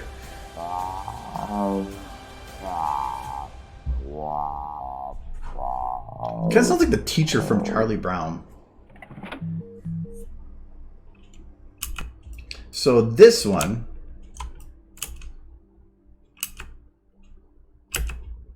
come on. I can understand it doesn't like this part. This one was difficult because SFM allows you to do animated textures, but as soon as the engine kicks in any way, it will. Hello, Sarhanvan. I messed that up. I know I did. As soon as the engine kicks in at all, it starts playing that animated file, which means just clicking there, not even rendering, just clicking anywhere and moving the camera will play that file. That means if you want to have something that matches an audio file like that, doesn't work. It will. You can't time that without getting lucky or something. At least at this point, that's my understanding. I never looked up anything other than that. But at that point, that was the only understanding I had. So, to do this, and I'm not surprised it doesn't like that, for the final, I ended up rendering this out a lot. Not final videos, actually. Source filmmaker, renders... Fallout, leaving the vault. I called leaving the vault at first, and I was like, wait a second, they're not called vaults. And then I have this. Shots 17, 1 through 8. Each of these is the exact same shot. Or it's this bit with the pip. Or the pip buck. But as the audio is playing, in this one, there is no motion of the audio. It's a render where it was at the lowest bit, then I went through, replaced the texture, and say replaced it with a further or larger version of that audio one. And I did that 8 times, each one of them doing a division of 8 for being much bigger or smaller or whatever. And then when I went in post, I watched the waveform, which I'm guessing this is just going to be crashed, but oh well. I watched the waveform of the audio, and I tried to increase it based on the waveform. So if the waveform was going up, I would increase the frame that it was being used. There was a buttload of keyframes there, so that it made it look like it was moving with the audio. And it worked fine. It actually worked great. It was a lot of work, but it was, when I'm working on the video, I wasn't sure. It's like, I didn't know if I'm going to put that scene in there until I knew 100% that I had an option to go with. This was a 100% guaranteed option. I tried as it was going, looking into different options here and there, but if they didn't work out, that was fine. I would just go with this option. So I didn't want to spend hours and hours and hours researching different options that would be a waste of time or just boring. So instead, we just moved forward with the project and spent time on the side just looking into it. And actually, in this one, there was a lot more conversation that went into this shot than should be. For one, there's a lot of random text that was added in here, where I just wrote in random text, then chose other random text and just darkened and made it look like it was like a multi-layered display. But put in CMC 3BFF in there in a bolder bit, so it looked like it was an encrypted file. She's in Little Pip's room. This was hard. So anytime it shows this, at least in the original game, it showed the date and the time in the corner. And we had the conversation of, what year is it? What time is it? At this point, she was going out when it was dark. She hadn't quite left yet, so we made it early evening so that when she actually would leave, say that would be in an hour or two, it would be considered to be middle of the night. So we made it like 9 or 10 o'clock. And I worked with EBC on some of this to see if we could, what their ideas were. As for when it was, a lot of this, while they had traveled for months, it was still in the summer. So we had anticipated that was probably early spring. So we chose May 13th as a date to go with, so that it was in a time that allowed a few months without winter. it also, I chose the 13th as a date because there's the confusion between whether it's a European style date or an American style date. I went with the American style, which is month date, while European is going to be date month. And by choosing 13, it made it so that it forced a style. If you did 510, then it's interchangeable. And then 47 was that this is supposed to be based 200 years after the events of or after the bombs had dropped. I think that was if I'm remembering right, it was 200 years afterwards, and that the ponies that were running, or like that this would be about 40 something years after the 1,000 years of Luna. So Luna would have been 1,000 years if she was up there, so that would be year 1,000, so 00, and then this would be like approximately 40 something years after that happened, so that would make the girls probably in their 60s. It was supposed to be because they always felt like they were an older kind of thing. So we looked into a lot of the dates. As for the articles that were written for her, a lot of these were written in such a way that she cared about. She had written a lot, like, I'm trying to think of how to say this. So all the new ones were highlighted, and all the red ones were going to be in dark. So we wrote these so that this was an encrypted one, and it's highlighted because this is the one that's being listened to. But that since she was no longer caring, since she was going to be leaving the vault, all the ones that were regarding things within the residence or people that were, or regarding shows that she was doing, were not read because she didn't care. She was leaving. She didn't, and because she was leaving, she didn't care about a birthday request. She didn't care about a coming up show or the change of lineup. She didn't care about any of that. But she still cared about fans, so she still read the responses from fans, and she's in her entries regarding journals, and she also cared about reading up on first aid. So that there was actually a lot of thought that went into that whole bit of like what would be on her pit buck for messages, and what would she have read, what wouldn't she have read, what she would be an expectation for in her messages. So that was, yeah, there was a lot of thought that went into that anyway.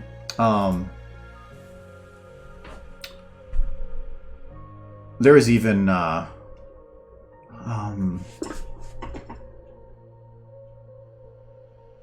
I gotta go the other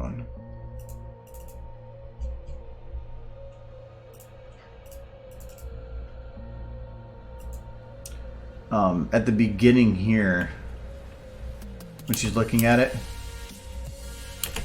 And so this one, actually, I did a transition too. So I did 2 renders for this, one with red, one with one without. And so when it's just a fade and a blink between those. Oh, I thought I had it in this one. Oh no, it's on Pip's one.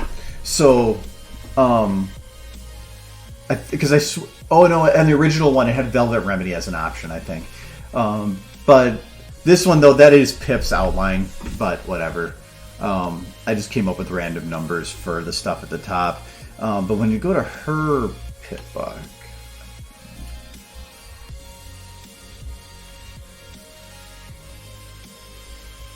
All these were thought of as well. So, oh yeah, it is right here. So when it pulls up hers, Little Pip level 20, it says Health Potion and Velvet Remedy is one of the options for healing.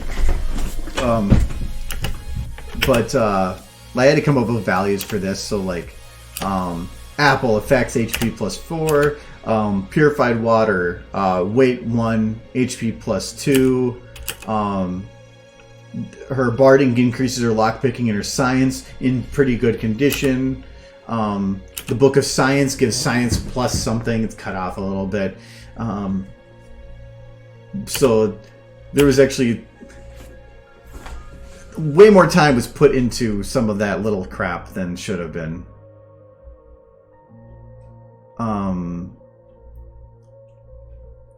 I don't think if there's any other transition weird After Effects shots. A lot of these had like lens flares added, so you can see there's a little bit of a lens flare added on this light, because the light itself didn't have a central light point, so the lens flare actually creates a central light. That was done in post.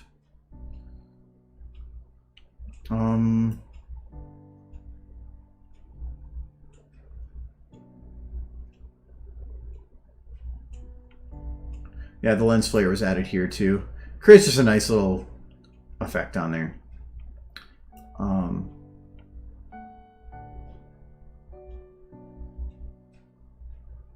So I can really think of on that. There was one for the trailer for that. There was one other effect that was neat. What did I call that though?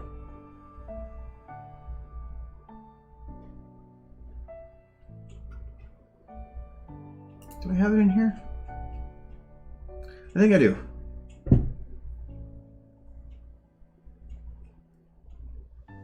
Was it named something different? It's one of my favorite things I made, and it was just a small trailer for BronyCon announcement. I don't know where that is. But the it had a neat transition that I ended up learning about, or just threw in there because it ended up fitting. Actually, you know what? I can probably find it on YouTube.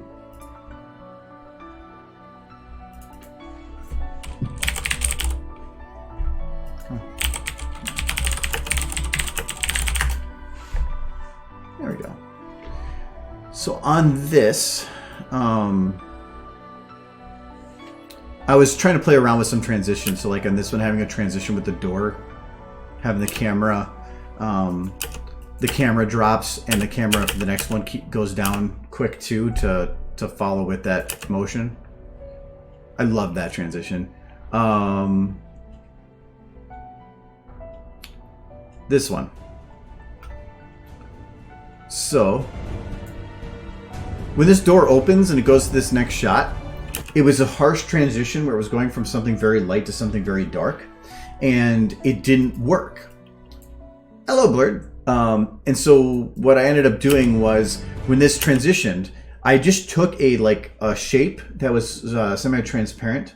I'm showing stuff, going over like cinematography and stuff, and I put it in the corner that matched that blue, so that when it went between these two shots, this was not in SFM. This was actually in post, and it just starts to fade away from the corner, so that it doesn't feel so stark. Because without it, it felt like you go from something super bright to super dark, and it was like, whoa, and it didn't feel right. So this was a neat little bit, and I've done this in other shots too, where in SFM, where I've added color to the corners during transitions, and that I've slowly faded away so that it doesn't feel like such a harsh transition. This one, I put that on the screen. It's just a textured light. But then when I went to here in post, this is literally just a frame put in After Effects that's floating over it, so then I could modify this.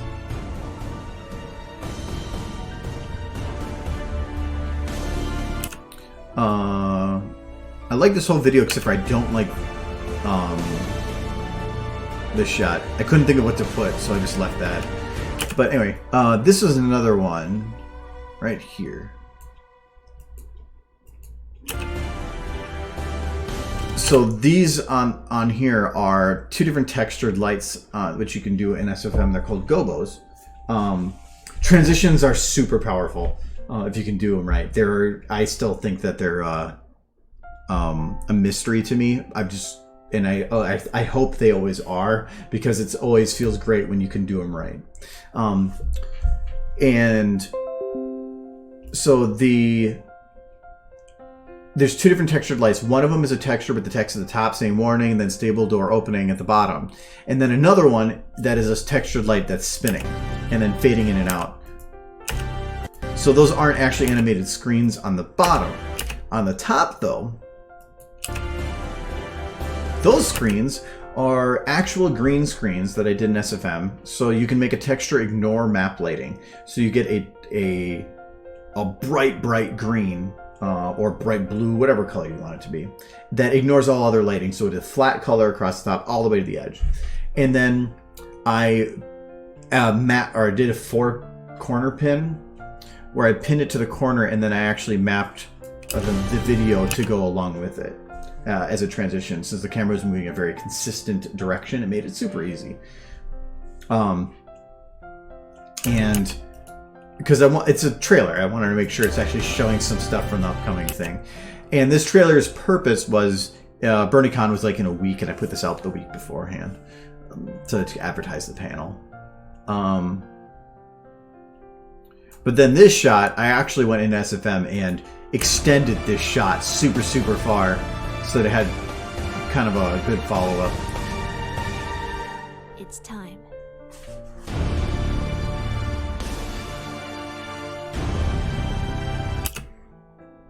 Another thing about it, I probably should have put on there, like, you know, premiering at BronyCon or something. And then they don't have it working anymore. It used to be you could click that to watch the video, but no, you're gonna get rid of the feature that probably shouldn't have existed in the first place. Actually, I could probably actually add that in. Like, is this even get any views? It got 118 this month. Look at it's getting it got 8 views. Ooh. Up 26%. That's like 10 more views. Subscribers down 100%. That means I had 1 the month before. No, you gotta like full lifetime it. Well, well.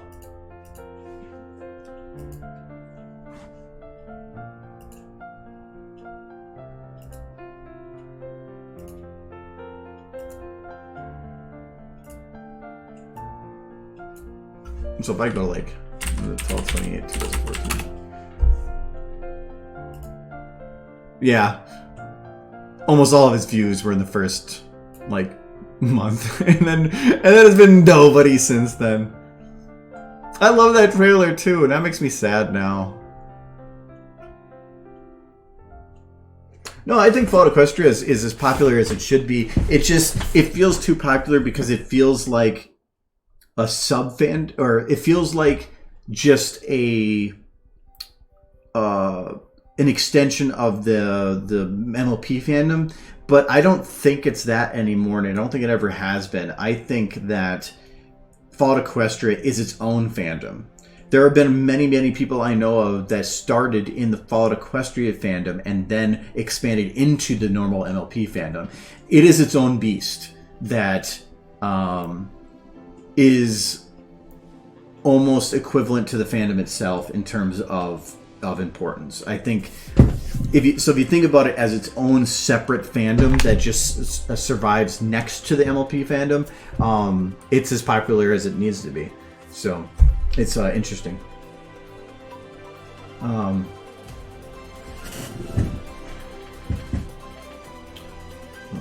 Eliminate all the stories so I don't have to read. Well, actually, the first couple chapters of the book are fully animated. The whole leaving the stable. Well, actually, it's mainly chapter 1, I guess. I did a part, then Adam did a part just before this. Somebody else did the one between us both, and I think somebody even did a later part further in than me. Yeah, actually, somebody did the part in the tree later in. Almost all the stuff that EBC did has been animated to some degree. But it's only for the first couple chapters. EBC only did the first 3 to 4, and it's really hard because they can't really do anymore. Even if they wanted to, they'd have to get a new voice actor because this was no whacking, and no whacking no longer sounds like that because no whacking transitions. So I think he actually ended up trying to do Vinyl's voice, and it doesn't work anymore. So,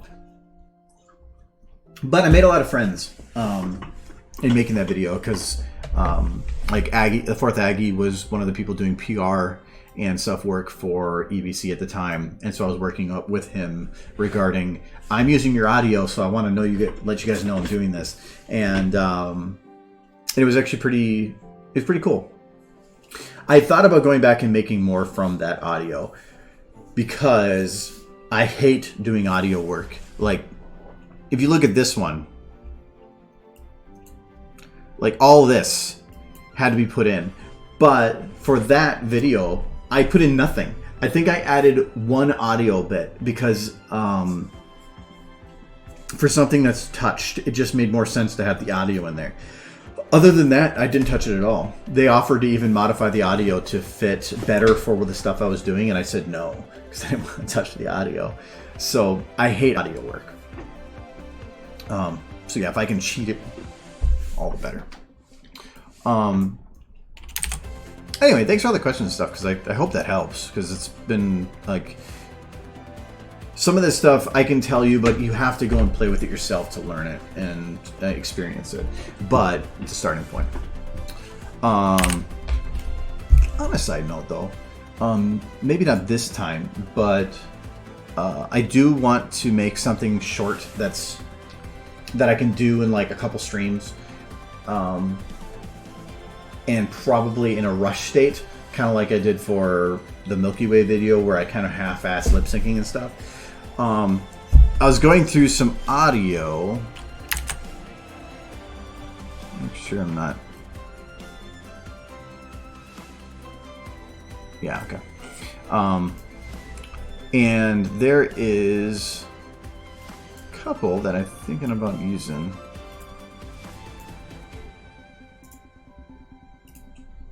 That are all the other unicorn audio from TF2. And it's just be like a simple thing of just having a pony talk, just to throw something out there. Because if you didn't know, there was a bunch of audio for TF2 where they had like a Halloween event and they gave them unicorn hats, and so they have all unique audio for it, but it's all related to MLP. For instance, I have the audio muted. Friendship is freaking magic, pal. It's MLP reference for sure, but about having some pony say something regarding this. But I haven't figured out which ones I want to use yet. Some of those, the soldier has some really good ones, but they're long. But these ones, who's laughing at me pink wig now? Some That's pretty good. unicorn bloody justice. Domination is bloody magic. So like that one I thought would be funny, but I don't know the context to put it in. Domination is bloody magic. Could do it with Cozy. Dominated, yeah we. Domination is bloody magic. I wonder if that would work for Cozy. Because if you use a regular pony, a good pony, you'd have to put it in context to make the domination make sense. But with Cozy, it kind of makes sense just in general. I just don't know if Demo Man works for her. Dominated. You just got dominated. Pink pony style. Dominated by a unicorn. You are pathetic, son. I had to be careful because she's not a unicorn, she's a Pegasus. Dominated by a man in a pink Right? wig. That is some shame right there. I feel like a brand new unicorn, Doc. That is unicorn justice, son. Yeah, I don't think that would work for her. Heavy is wearing pink pony costume, and you are still biggest idiot. Ha ha ha ha! Yes, man in pink wig is laughing at you. No, I don't think she'd work with Heavy. You mess with the horse, you get the horn.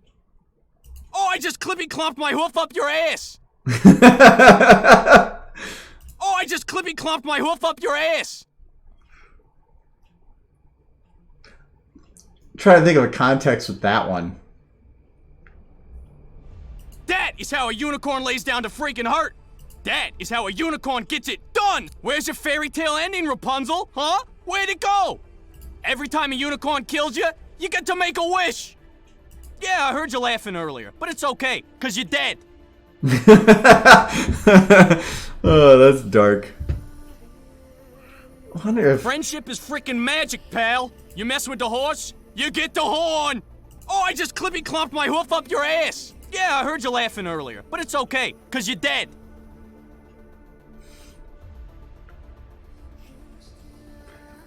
I think she would work with Scout.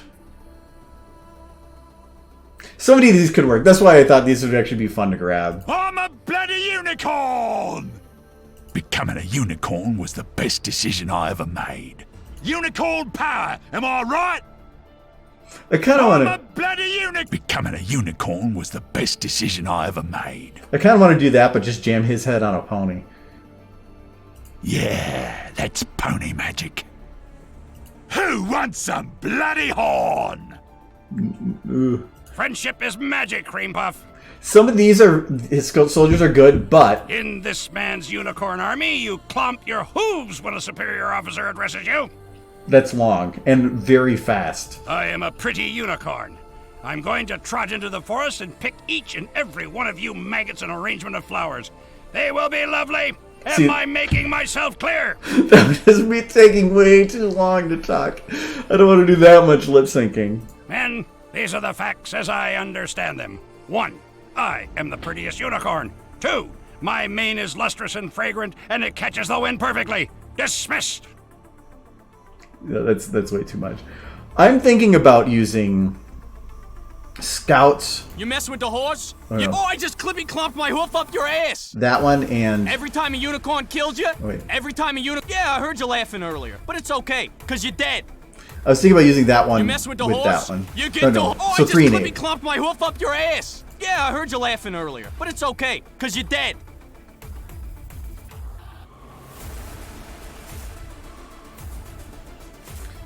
Oh, I just clippy clomped my hoof up your ass. I could use Yeah, those I in 2 heard you separate laughing ones. earlier, but it's okay, because you're dead. Oh, I just clippy clomped my hoof up your ass. I just like that one. Do I have Cozy? I think I do.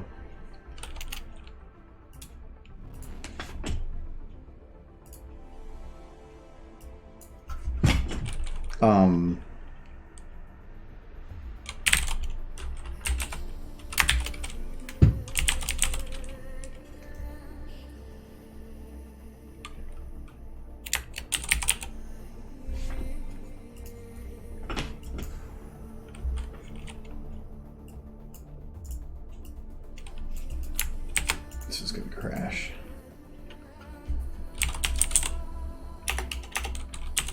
Yeah, I don't have Cozy downloaded. Let's change that.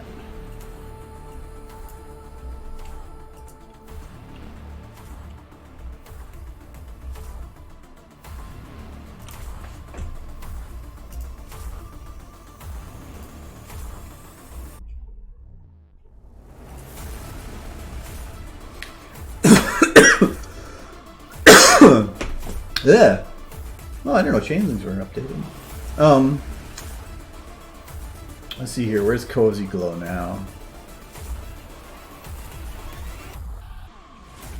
I don't know if that maybe they... Actually, having him in there might actually be nice. That's Starlight.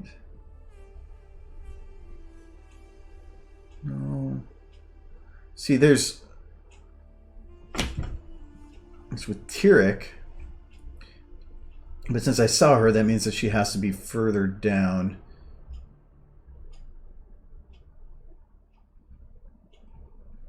I have a feeling I'm just going to pass right on.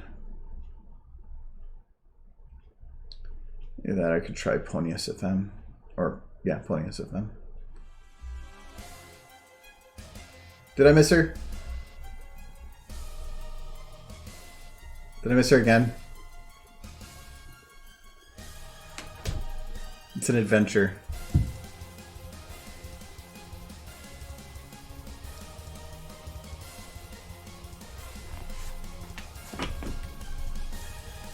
I got excited.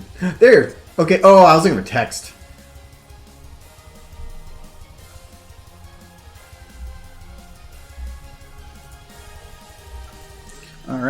now the other adventure of seeing how well it works.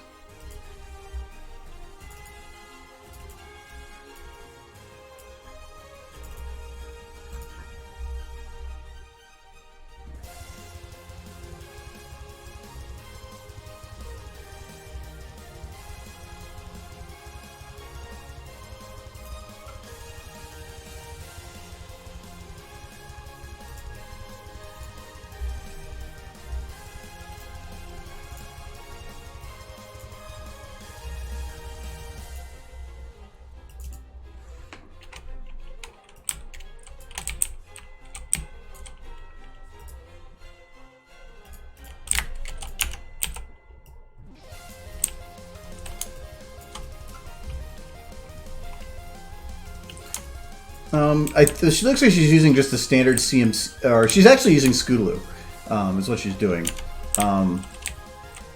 The concern is, so tail.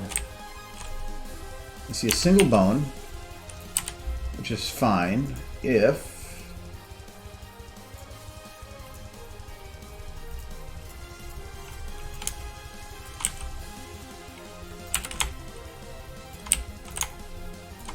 here. That works fine. That works fine. That works fine. Good. This has lots of controls. Ooh, so these are actually boned pretty good. This one I have concerns about. It actually will work. I like having a lot of the added detail stuff, but if these are boned poorly, it makes it hard. But from what I can see, these are actually done pretty good. Yeah, like this one, I don't need to have the full thing going up and down. I just need to have a little driggles at the end, and that will work fine. That works fine. Yeah, these ones are nice because I can move them quite a bit, and you barely can notice that they're moving. Oh, and is that even through the top? Oh, nice. So that one I'm not so much a fan of. I wish that there was a secondary bone for it, because so that it could actually like have secondary animation to it, but it still will work. And then these ones. This. Oh no, there it is. I don't know why this is set to number 2, but okay, that's fine then. Okay, actually that worked pretty good.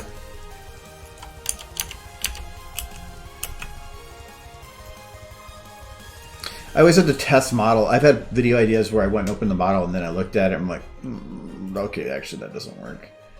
So this is the VN mouth flexes, which actually is a bit rough because you can't do... Oh no, I was thinking Demo Man. If it's not Demo Man, then it's fine. Demo Man, you really need some of the extra facial stuff to make him work. Oh, I just clippy clomped my hoof up your ass. That is how. Oh, I just clippy clomped my hoof up your ass. Every time a unicorn kills you, you get to make a wish. Yeah, I heard you laughing earlier, but it's okay, because you're dead. Oh, I just clippy clomped my hoof up your ass. Yeah, I heard you laughing earlier, but it's okay, because you're dead. The problem with using this one... I just clippy clomped my hoof up your ass. ...is that I would think that she would need to do something to have that follow through, or to use that audio, but I can't think of anything to have her do, because she's a little pony. What's she going to do? Well, actually, she becomes the alicorn. Let me see here.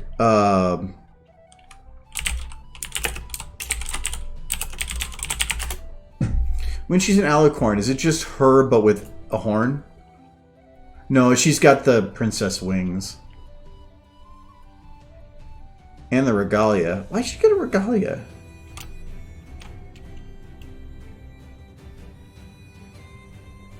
I love that version of her.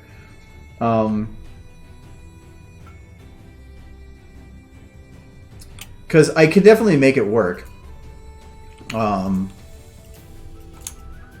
Because I can give her a horn. The problem with the horn is it's going to be right through the middle of the hair. Well, in here... Oh, they just hide it behind her hair. But they can't... How does that work? Yeah, that would be tough. To make her an alicorn. Discord version of Pinky was good. Because I can give her the wings and I can give her a horn, but the position of the horn is tough.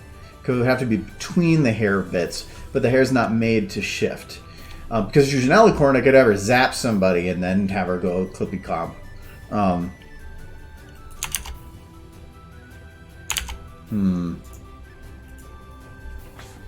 Because I want to have her use that, but I don't know what context to put it in. Oh, I just clippy clomped my hoof up your ass! Clippity clop over here. I'm a pretty pink horse. Oh, is she pink? Is she considered pink? Yeah, laugh it up. You know what girls love? Unicorns. Look it up. You can't put a saddle on me, brother. I am like pink wind. Yeah, no, I'm not going to add the... I don't think I'm going to add the horn. Yeah, laugh it up. I will gore your ass with this thing. You can't put a saddle on me, brother. I am not a unicorn. I'm a pink rhinoceros. Unicorn power! Yeah, I can't use it if he says unicorn. I am a horned nightmare! I am a horned nightmare! Horns or horse? I am a horned nightmare! I am an invincible unicorn! I wish they'd say horse more. Okay, because if she's pink, then kind of. Yeah, laugh it up. I will gore your ass with this thing. You can't put a saddle on me. Yeah, I heard you laughing earlier. My pony magic does nothing! Ah, unicorn on fire! Unicorn on fire! Come on, push! Unicorn power! Come on, push! Friendship is freaking magic, pal. You mess with the horse? Oh, I just clippy clomped my hoof up your ass! Kind of want to use that one, but I'm just trying to figure out how to use it. Oh, I just clippy clomped my hoof up your ass!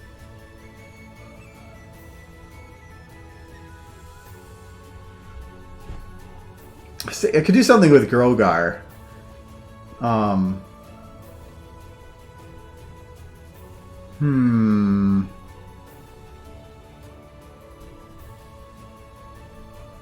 Every time a unicorn kills you, you get... Yeah, I heard you laughing earlier. But it's okay, because you're dead. That one's easier to do.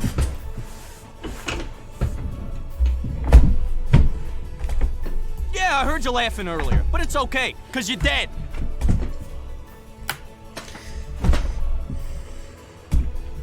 Yeah, I'm gonna load both those for now. Kind of want to use both, but I don't know how to best utilize them.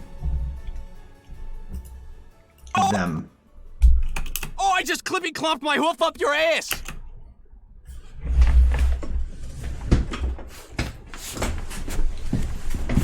Anyways, so I'm gonna see if we can do a quick pass lip syncing on this. The nice thing is because this is VN, there's less options, which does come in handy. So for one, let me just set up. This is a split pucker. That makes it harder. I can't puppeteer on a multi-select, so your ass. Can't like do the puppeteering. I can do it like this, but because of that, it makes it so that pucker has to be done manually, which sucks. But I can at least do the rest of it without. Like jaw open, I can do stretch. I'd have to do separately. I can do puppeteering. Grin, I can puppeteer. Well, and even so, I can just if I just rush it, I can and not care.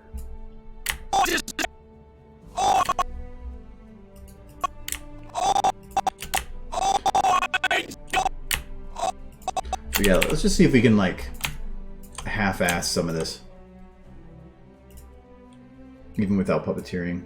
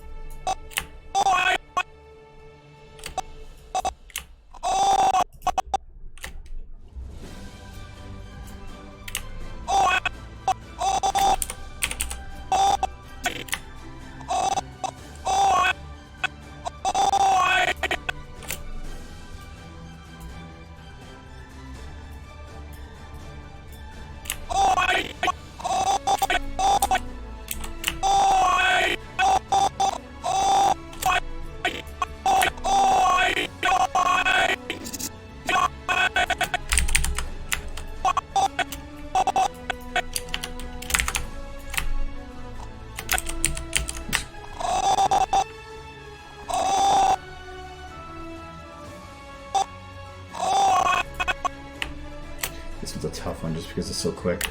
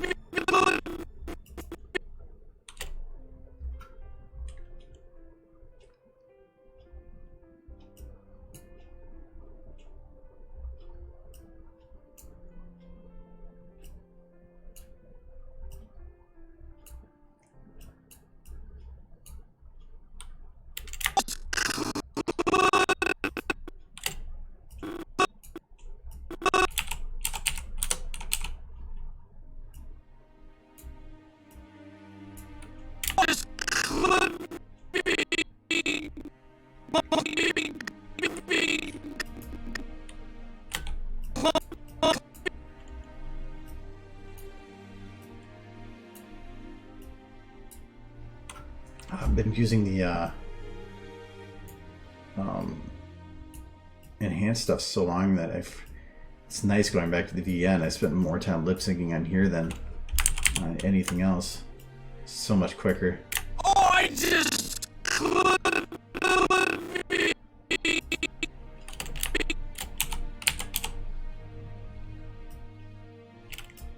Just could be.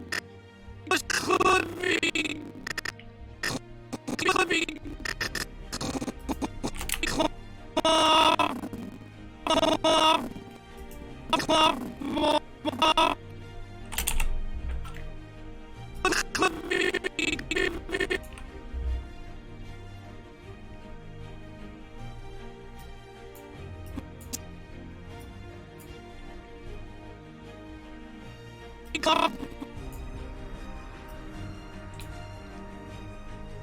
Club.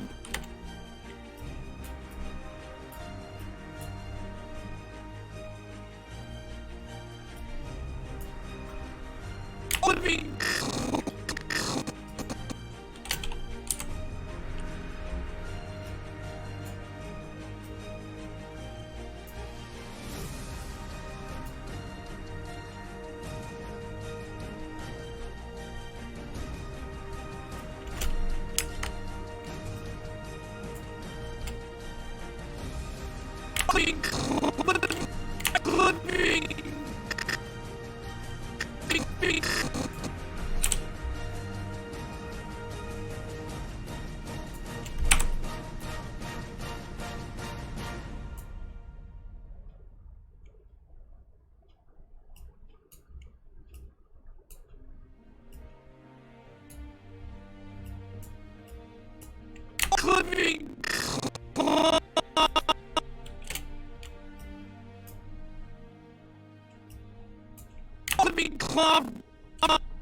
Oh, I just clippy clomped my.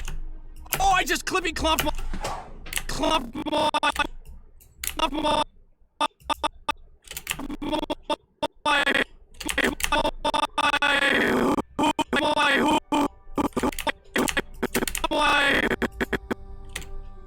Oh, I just clippy.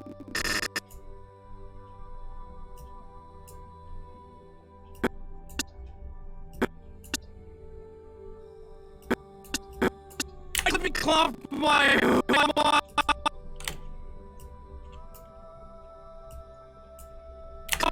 Clomp my.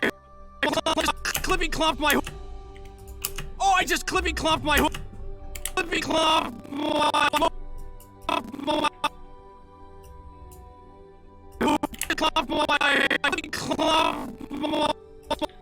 Forgot he's got like that New Jersey accent, so it's about having more.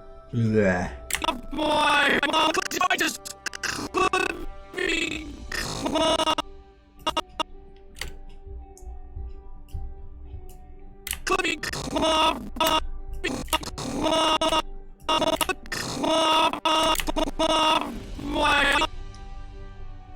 Oh, I just clippy clomped my hoof.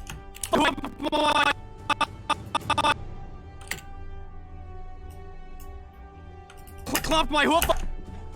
My hoof.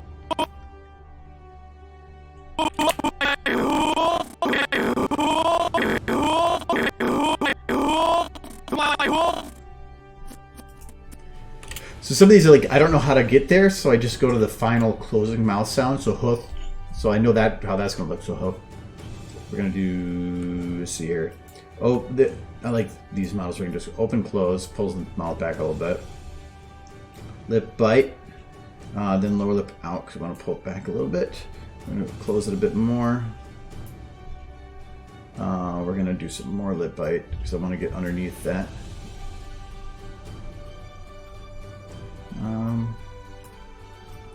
Lift the teeth up a little bit. And I want to have her frown a little bit more.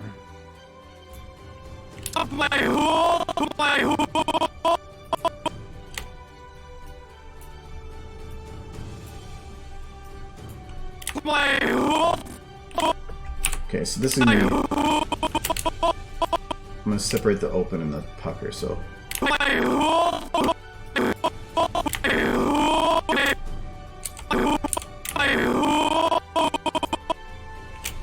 Because I'm going to have them timed a little bit differently.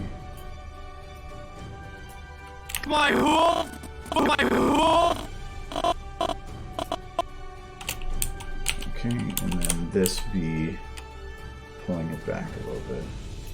I just clippy clomped my hoof up your... Oh, I just clippy clomped my hoof up your ass.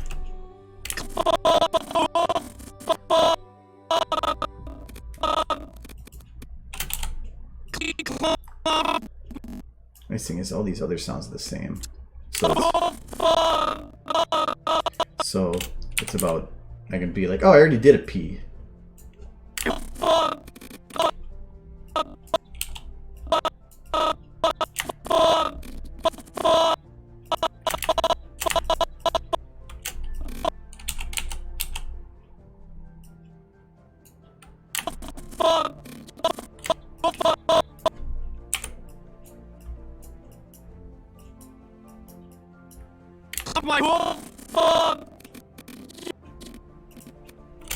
Okay, so that's a P, and it's got too much teeth.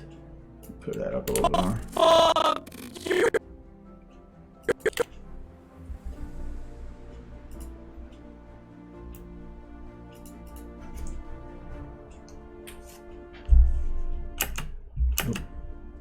Up your ass!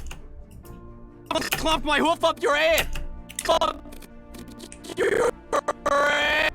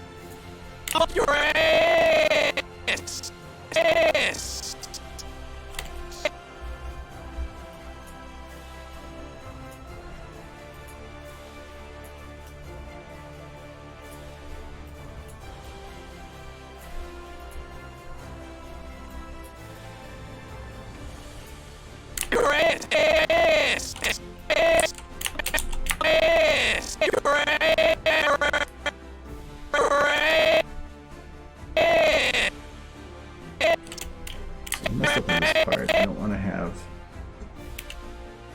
Let's see here, pucker.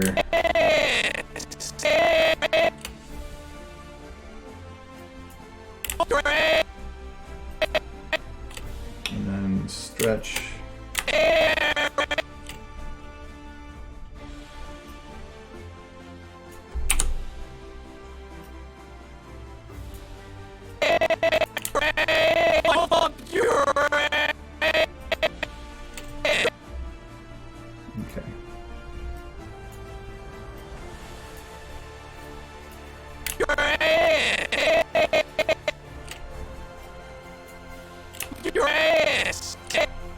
Hoof up your ass!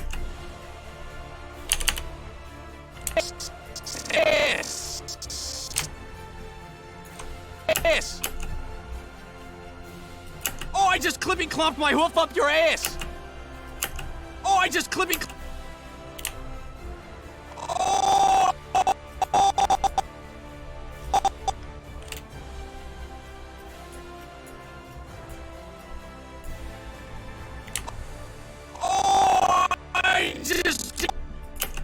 I just clippy clomped my hoof up your ass! That works. It's only like it's 2 seconds of lip syncing, but oh, I just clippy clomped my hoof up your ass! it was 10 words, so oh, I just clippy clomped my hoof up your ass! Oh, I just clippy.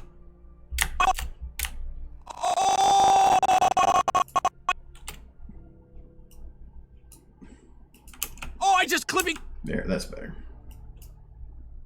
Oh, I just clippy clomped my hoof up your ass. Clippy clomp.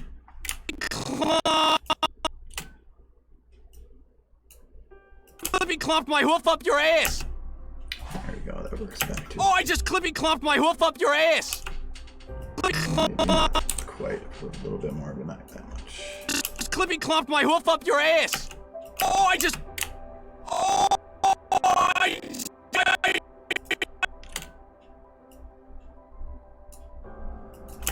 I just clippy clomped my hoof up your ass! Oh, I just clippy clomped my hoof up your ass! Clippy clomp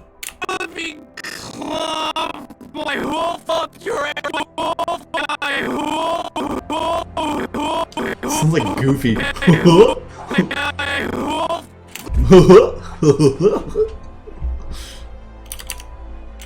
Okay.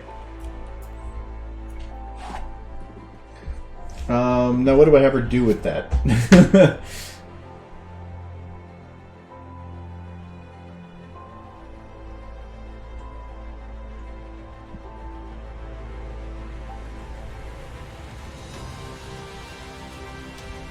Okay, you like just send me like 8 different emails about like, hey, you updated your account, I get it. I haven't used you for 2 years. I moved. Does she have? She does. Look at moping though. Kind of adorbs. Oh, I just clippy clomped my hoof up your ass! Okay.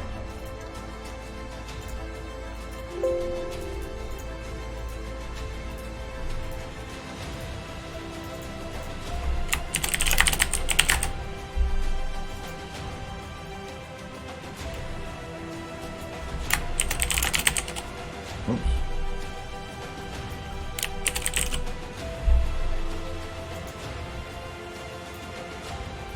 There we go. Oh wait, come on.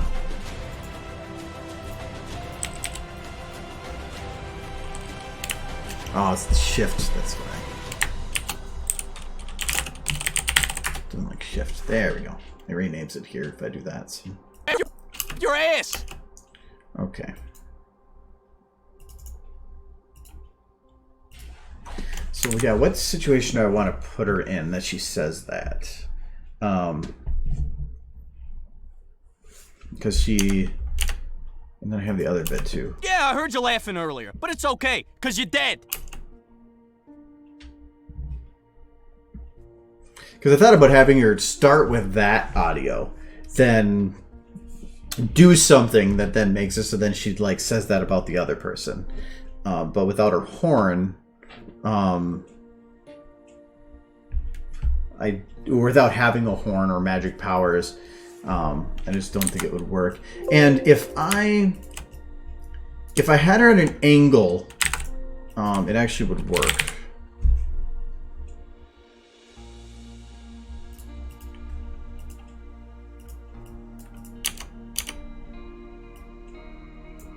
Some beer bottle. Okay. I think that'd be underage drinking.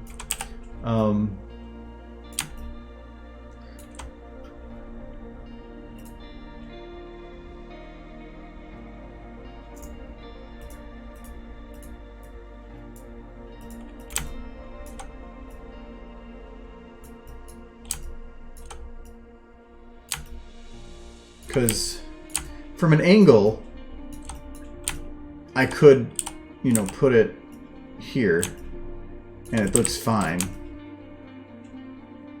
But my concern is from the middle, it's just sitting right in the middle of that, and it can't really, like the show hit it backwards like here. That just looks weird.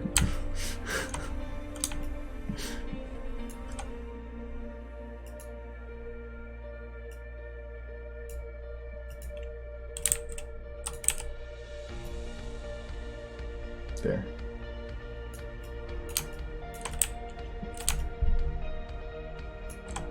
It's like a big old party hat.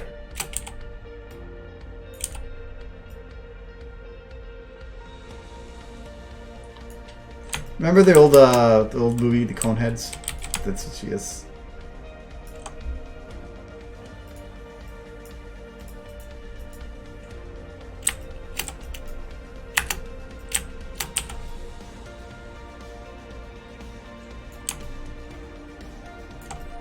She's the ultimate unicorn. Just all the magic. Oh, I just clippy clomped my hoof up your ass! Yep. Yeah, so I don't think it's gonna work for her having a horn. Just because of this.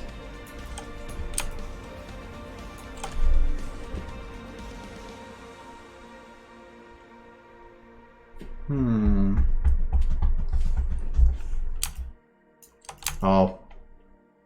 No, it won't work. I thought, well, maybe I could take a second one of her, hide the hair in the one, use the hair from the other, and then turn the hair so that it was centered more. But the hair that's on her ears is very close to her ears. So if I do that, it's going to probably start clipping the ears and not work that way. I wouldn't be able to remove the jiggle hair either. The hair is, at least how they're boned. Like I wouldn't be able to move it much. mean, I can move it like maybe that.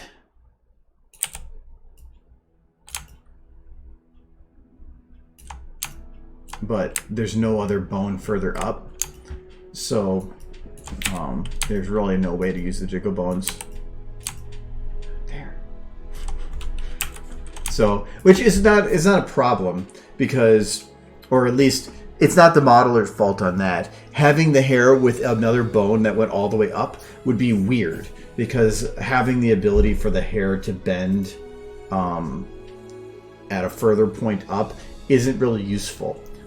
Most use isn't going to be, or there's not going to be much use in having that bone. Why would you have her hair flip all the way up? Nah, I can't really think of many situations where you would. Lopsided horn.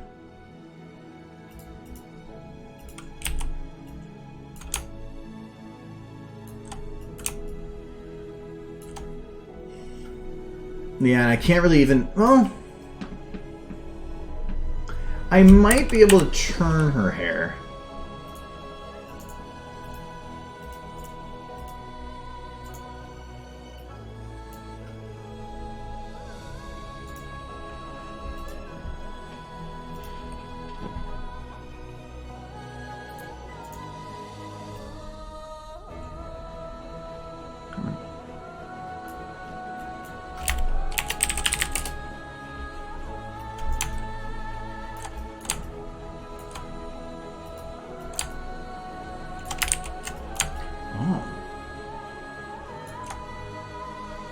Bet you anything might actually work.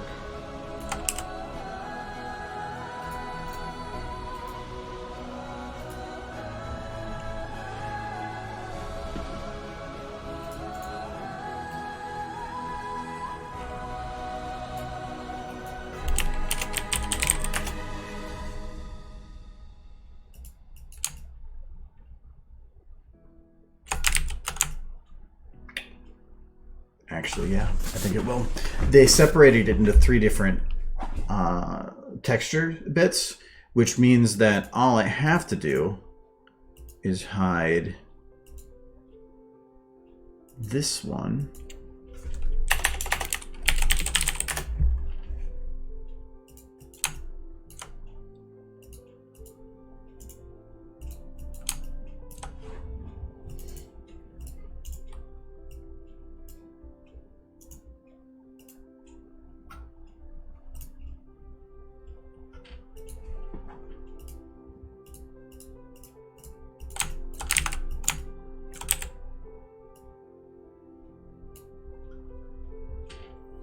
Okay, so I need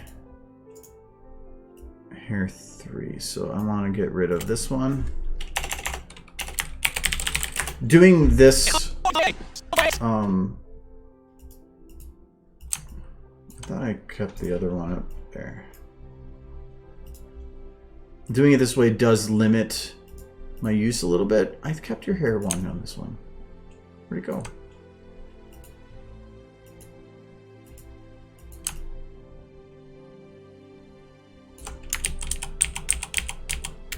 Oh.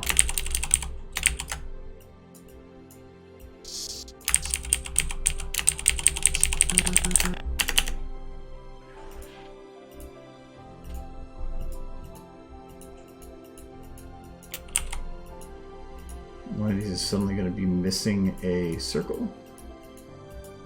No. Where'd you go?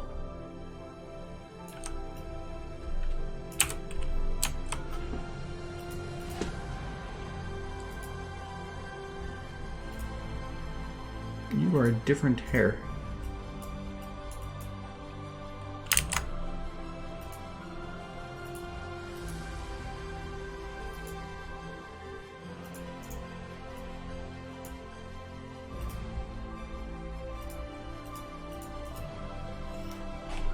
You should be showing.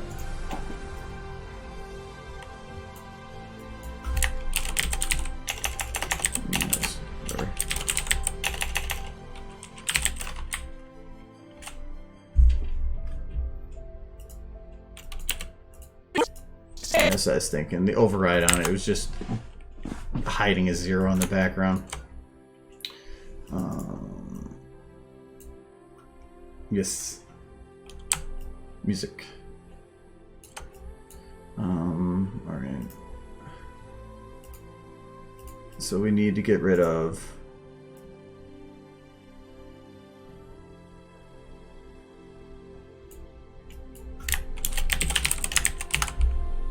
that one.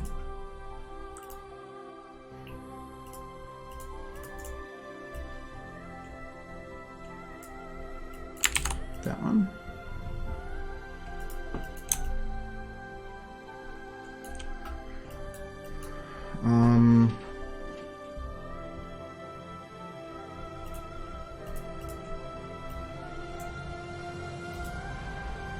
Okay, because of that, and I'll just lock the root transform because that's in the same bone group. We'll do add scale, pelvis. No, 0.01. Pelvis.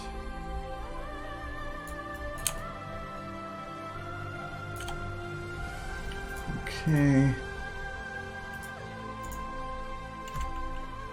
But the other things that I still gotta get rid of are teeth, tongue,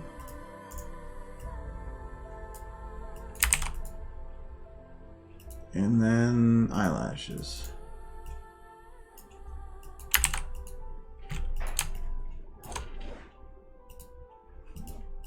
Okay.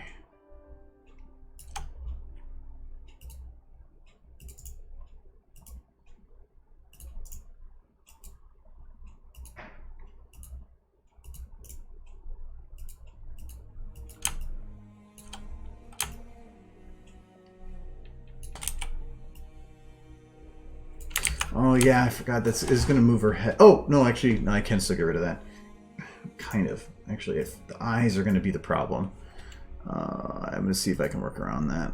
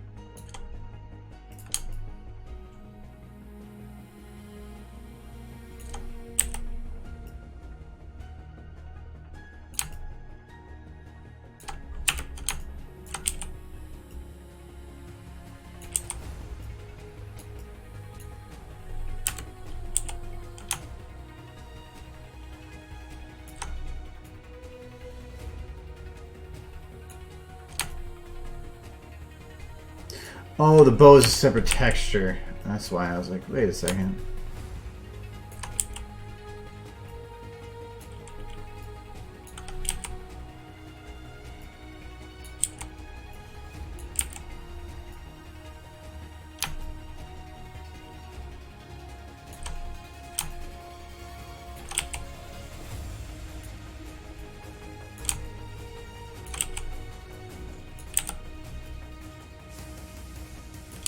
I'm going to clip in a little bit like that, but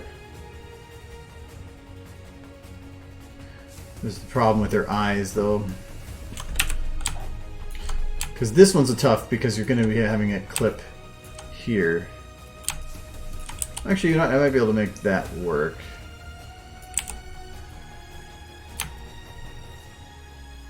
And if I also stayed on, say, this side only, then it's not a problem because I won't be actually showing that side. But this is, I think, her well-known side. So I would want to make it look good from that side.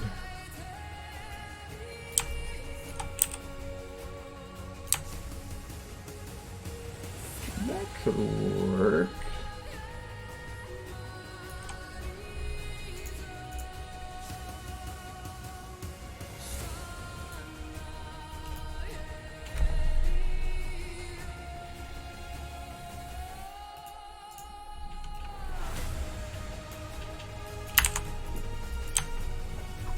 Ooh. Sort of a tail band too.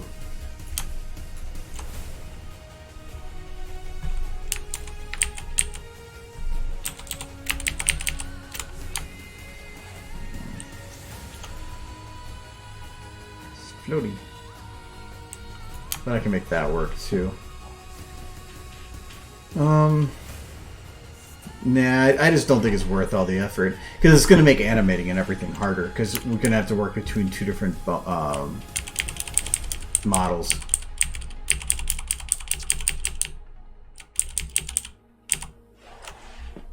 So I just don't think it's worth it.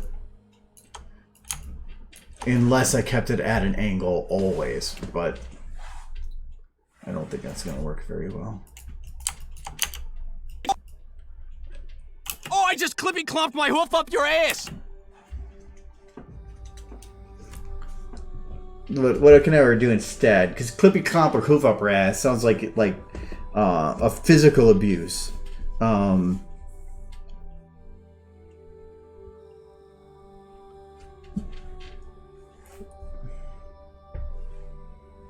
was thinking about having her punch Grogar or something. Because then that would be funny. It's a villain hitting a villain. Well, anybody else, you're going to be like angering somebody. Did I download Grogar? I don't think I did. So I think that'd be the best way to go about it.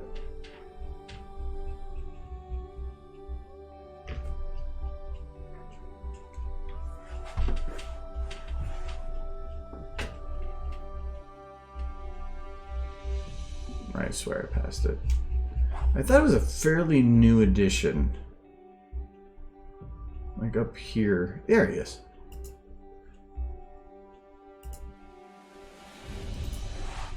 What? What? Download. Good.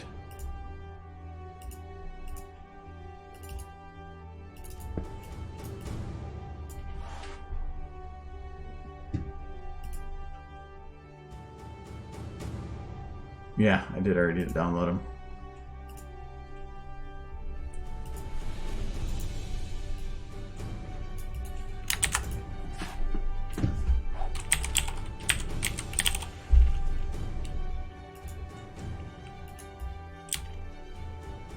But here he has his belt.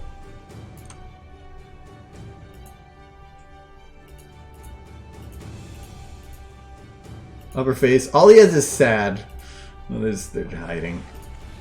He's just sad. That's it.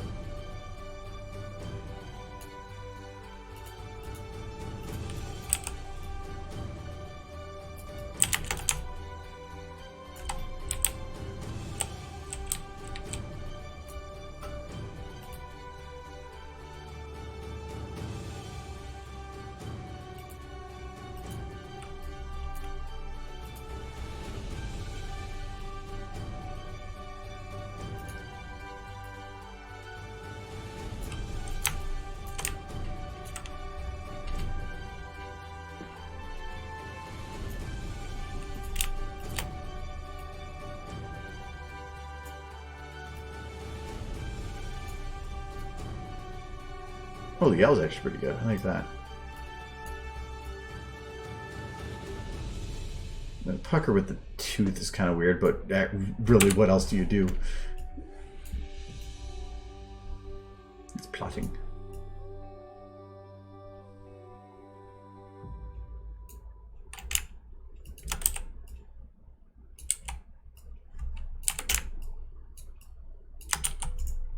Might have him talk a little bit, so checking to see what's possible with him right now. Some of this will work. It's going to be very different, though. Oops. Because his bones are a different setup. And that actually could work pretty good. That works pretty good. That works. I don't like the angry as much, but the yell would make up for that. If anything, it just makes more options. The pucker actually works better than I expected.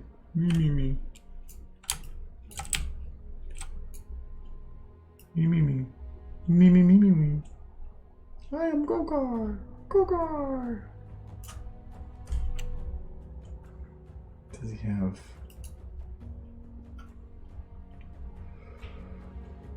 Oh, he has very limited facial controls.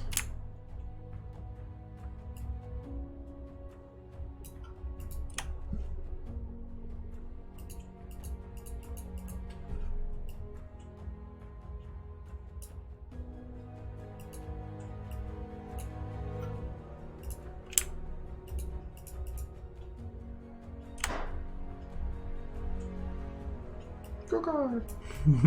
That's even worse. Krogar! Yay! Yay!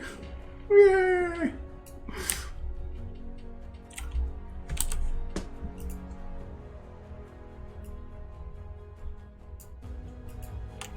Wait, what was that one? Yay!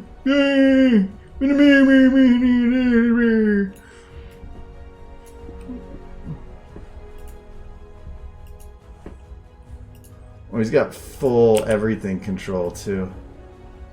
It's not actually your jaw. Your jaw's back here, buddy. But I can see why.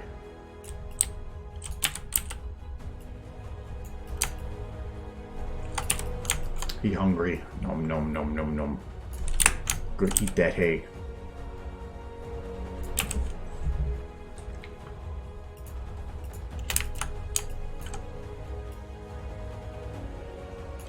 He's extra happy.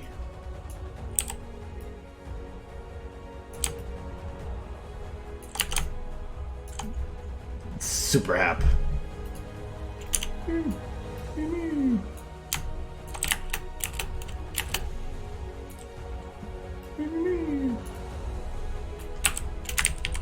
sorry, Grover. He would be interesting to try to lip sync for, because I'm thinking just grab some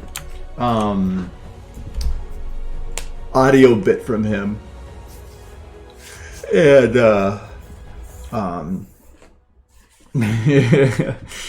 yes, grab some audio bit from him to have him say just a couple lines, and then I don't know, have her hit him with a bat. Why not? And then she'd be all like, "Oh, I just clippy clomped my hoof up your ass." and then I don't. Well, does he have a bit where he laughs? Yeah, I heard you laughing earlier, but it's okay, cause you're dead. Clippy clomped my hoof up your ass.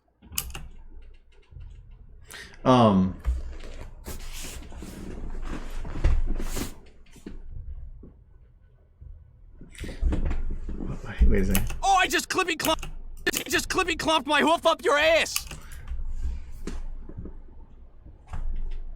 I could have it actually do the first one, like he says something, then she comes and hits him with the bat. Oh. Do it this. Yeah, I heard you laughing earlier, but it's okay, cause you're dead. But then, like, have her dig it in. I don't know. I'm up to think about that.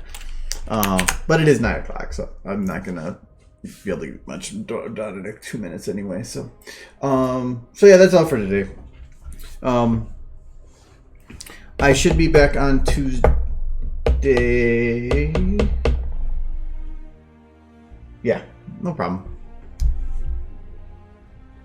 I'll poke at that a little bit.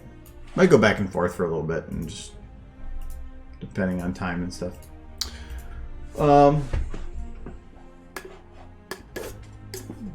Also, you were late, Blurred.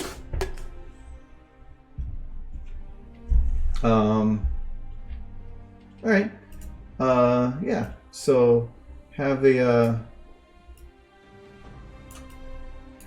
good week, and I still have this too. So I was just positioning them in.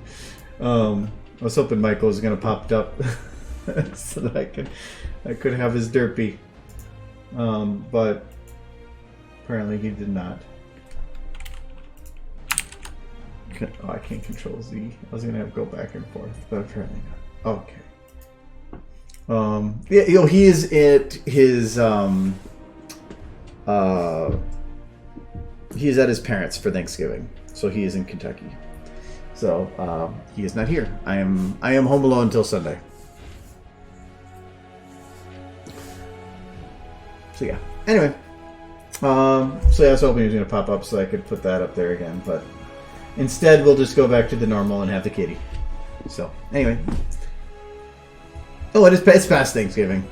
We're all good. But thank you anyway. So, anyways, have a good weekend. See you next week. Bye bye. Bye bye bye. And kitty.